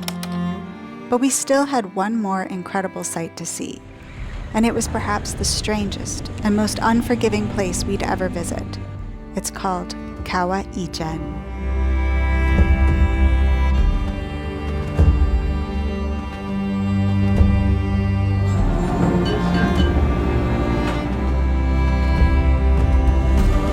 Spider webs. Oh, I don't like it. Oh no, there's zillions of them.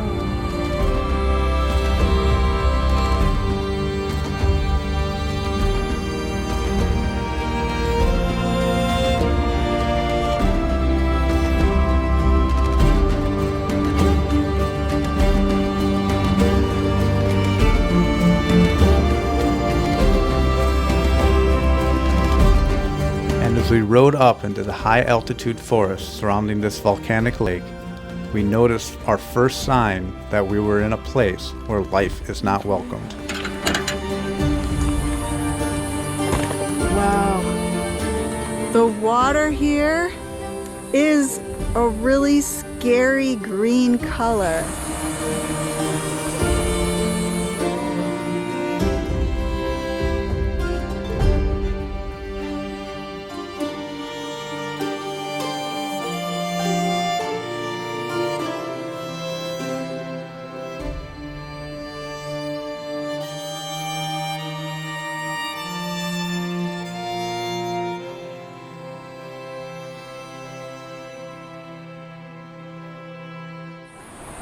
You can see the sulfur coming down off of the rocks, and that's what's making this water so green.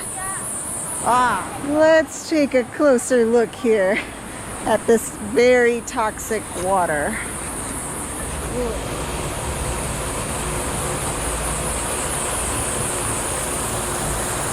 You know, it's funny, as we were riding here, the forest looked so beautiful, and we crossed a little stream. I didn't get a good look at it, but I was like, wow, this is so idyllic here. It's really nice and cool weather. And then we crossed the river again, and I saw the color of it and was like, ooh, like, get away. This is like warning, like nature is warning us.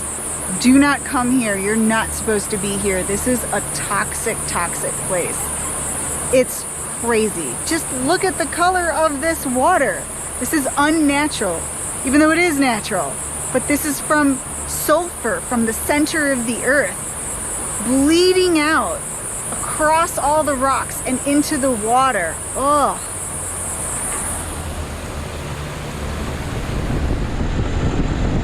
It wasn't a long ride from there to our hotel that night, in a town located at the base of the trail of Mount Ijen.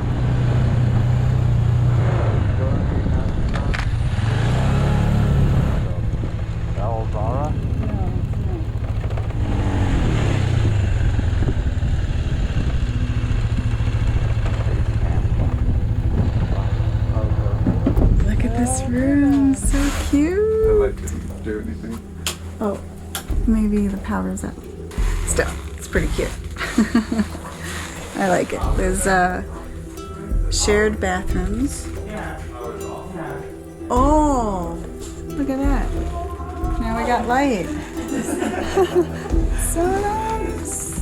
Okay, so obviously to climb down into this super sulfuric acidic crater, gas masks are highly recommended, and thankfully this hotel here, Avrila Hotel, rents out gas masks and headlamps, which we don't have a headlamp. Ooh. I was born in the darkness. Wow, I can barely hear you. Like a raver. Yeah.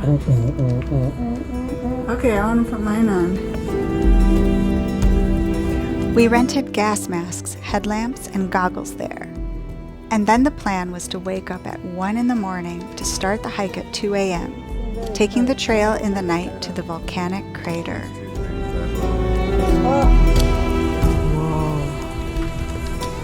First it started raining, and then this happened. Like, it's crazy, super foggy.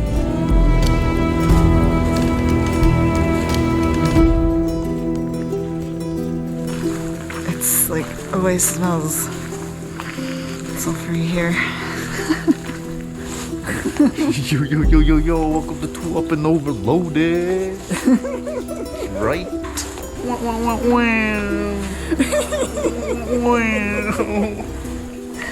Perfect.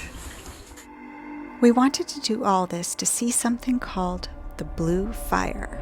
It's a rare phenomenon found nowhere else on Earth, where the sulfuric gases inside the crater of Ijen are so intense they actually light on fire and burn with a blue flame. Dua orang, yeah.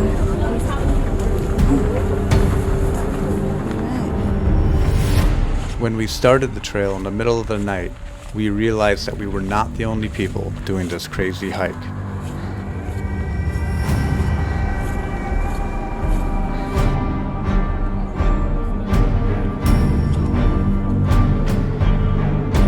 As the 2-hour ascent up the mountain began, it was cold, dark, and hard to breathe with the high altitude and smell of sulfur.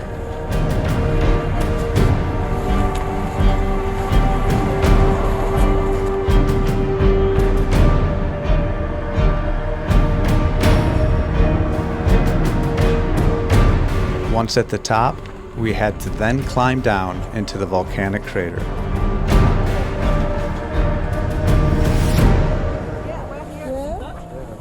And then there it was, the blue fire.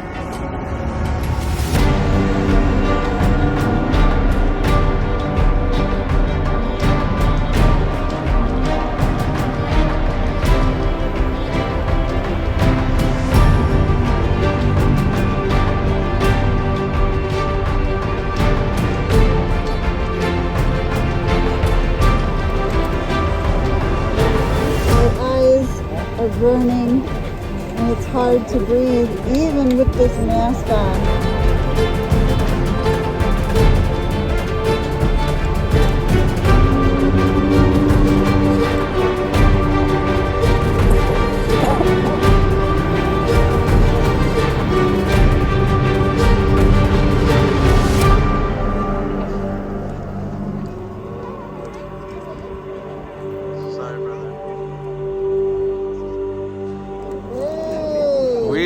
Are at the gates of hell. And Marisa is much more prepared than I am. This is awful and amazing all at once. Behind us is blue lava, the blue flames of sulfur burning. And it's really, really, really stinky. But it's really, really beautiful. And you can see in the background some of that red flame, well, blue flames dripping down. Absolutely crazy. Nuts. It was too difficult to stay down by the blue fire for long. So as we made our way back up to the crater rim, the sun started to rise, and we were finally able to see our stunning surroundings. This is insane! The lake at the center of the Ijen crater is the most acidic lake on Earth, creating an unusual and vibrant blue color to it, while the rocks surrounding it are tinted yellow due to sulfur, and the area is still used as an active sulfur mine today.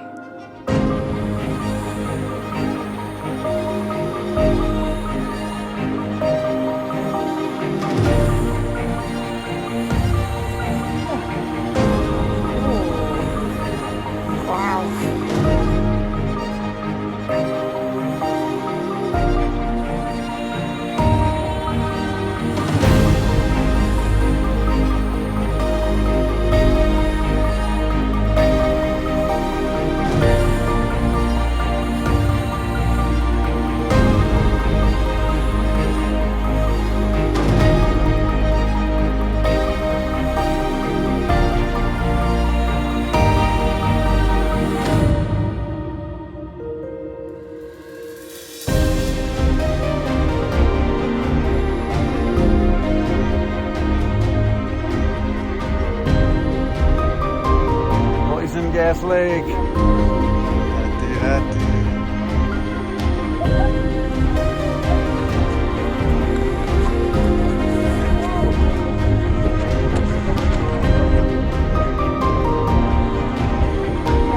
Now we're going to Sunrise Point.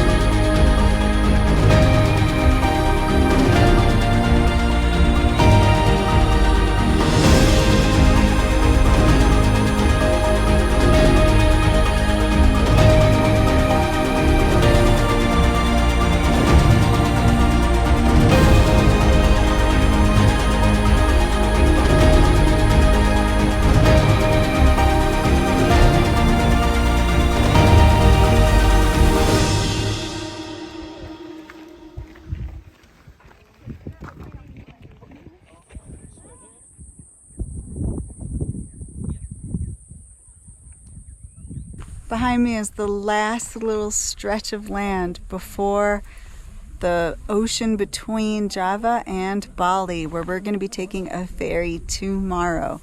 You can see the coastline, you can see this mountain here, and you can see the ocean. Can't see Bali. It's a little bit too far to see on this kind of haziness along the ocean, but that is pretty cool that we are so high up we can actually see all of that from here. Last day, day 53.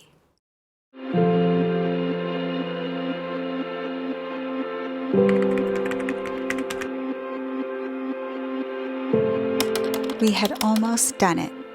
All that was left was to get off that mountain and get to the ferry that would take us to Bali. We felt so accomplished that we had spent 53 days riding from Jakarta in the western side of Java all the way across the island to the far eastern edge.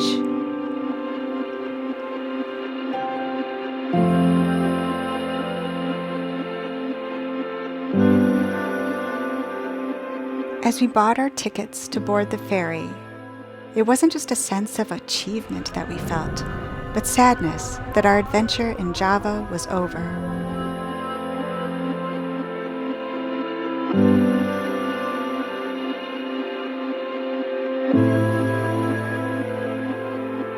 But what an adventure it had been.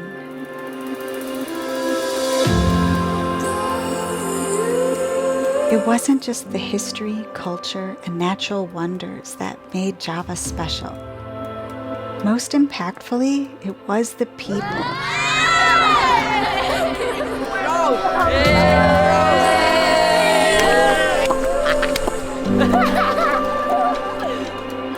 At every moment of crisis, for every bout of sickness, breakdown, and struggle, the Javanese people were there to help us, all with a smile and an open heart.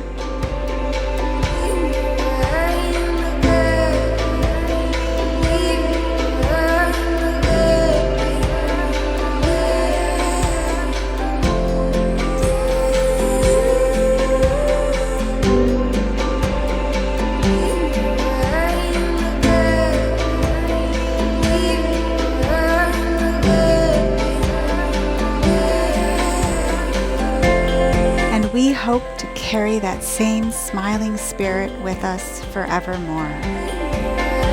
Welcome to Indonesia!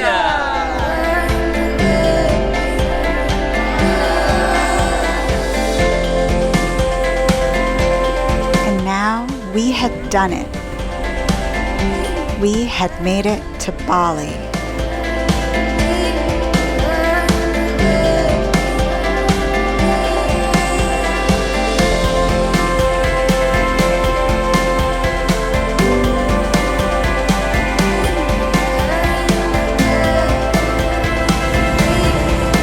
We were ready for our next great adventure to begin.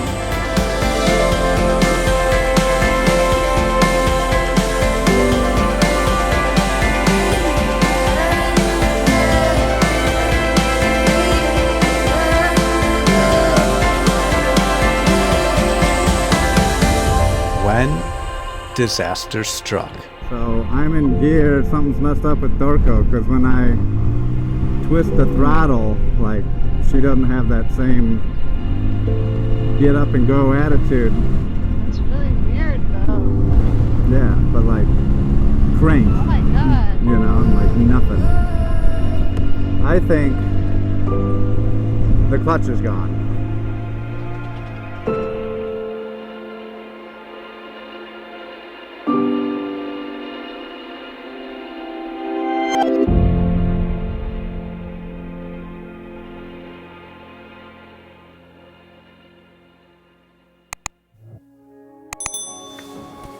Wow, so we just finished editing our first full-length movie. Indeed. High five. Good job to you. Oh, thank you. Yes, I am the main editor, and this has been a very different format for me. As you may know from watching our previous videos, they usually have an interview like this that I weave throughout the video, but this movie, I wanted it to be very cinematic. I have spent over 100 hours editing this movie, but I hope the quality really shows. Just with the voiceovers alone, because that's something that we've never done before, we spent over 20 hours on voiceovers. Yeah. And you never, you know, I'm pretty self-conscious, I guess. I never realized how much I hated the sound of my own voice until I had to listen to it as I speak. And I have to listen to it again and be like, oh. We have been working on this movie since November. It's been over a month because we wanted to get it out to you guys for the holidays. And I want to thank you for your patience because usually our videos come out every week or so, and I know that this has been like a month in the making, but I'm really hoping that the quality of this movie shows through and you get a full-length movie. A lot of you guys have been asking for longer videos, and so we got this inspiration to create a movie of our entire time through Java. I really want to thank, first of all, our patrons on Patreon. They have been so supportive of us throughout this all, and we wouldn't have been able to do any of this without you guys. Indeed. We know a lot of our patrons out there are possibly somewhere a little bit chillier than this movie takes place in, so we hope that it warms your hearts and you enjoy the adventure along with us. But I also want to thank the viewers like you. Thank you so much for tuning in week after week, and I hope that you enjoyed this movie, and I can't wait to get all the upcoming stuff out to you guys. Indeed, it's going to be more exciting times, more bike failures, some more successes, and yeah, we can't wait to share the journey with you guys. You know, Bali was so different from Java. It really does feel like another country, and the things that happened to us on Bali were nuts. I cannot wait to get all these videos out to you guys. So our Bali preview is going to begin in 3, 2.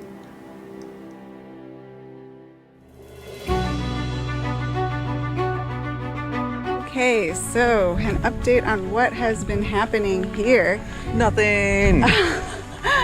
We have been at this hotel now for 8 days.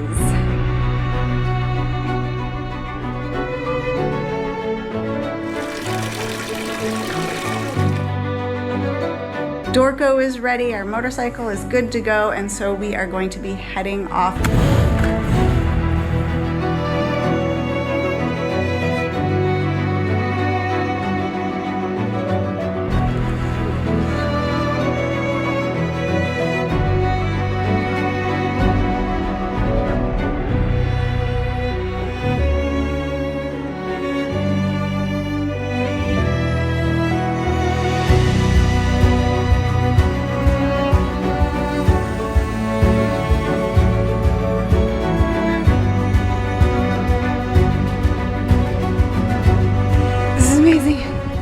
It's worth every step.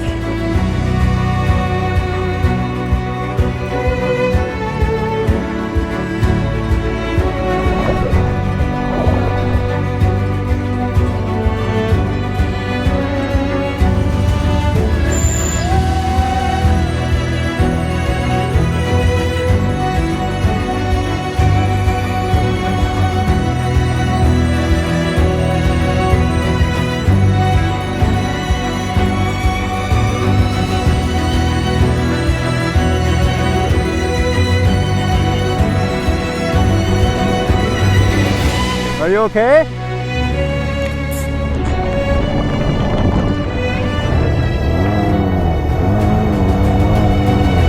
And that's the situation. Oh, he wants your backpack. Let's go. No!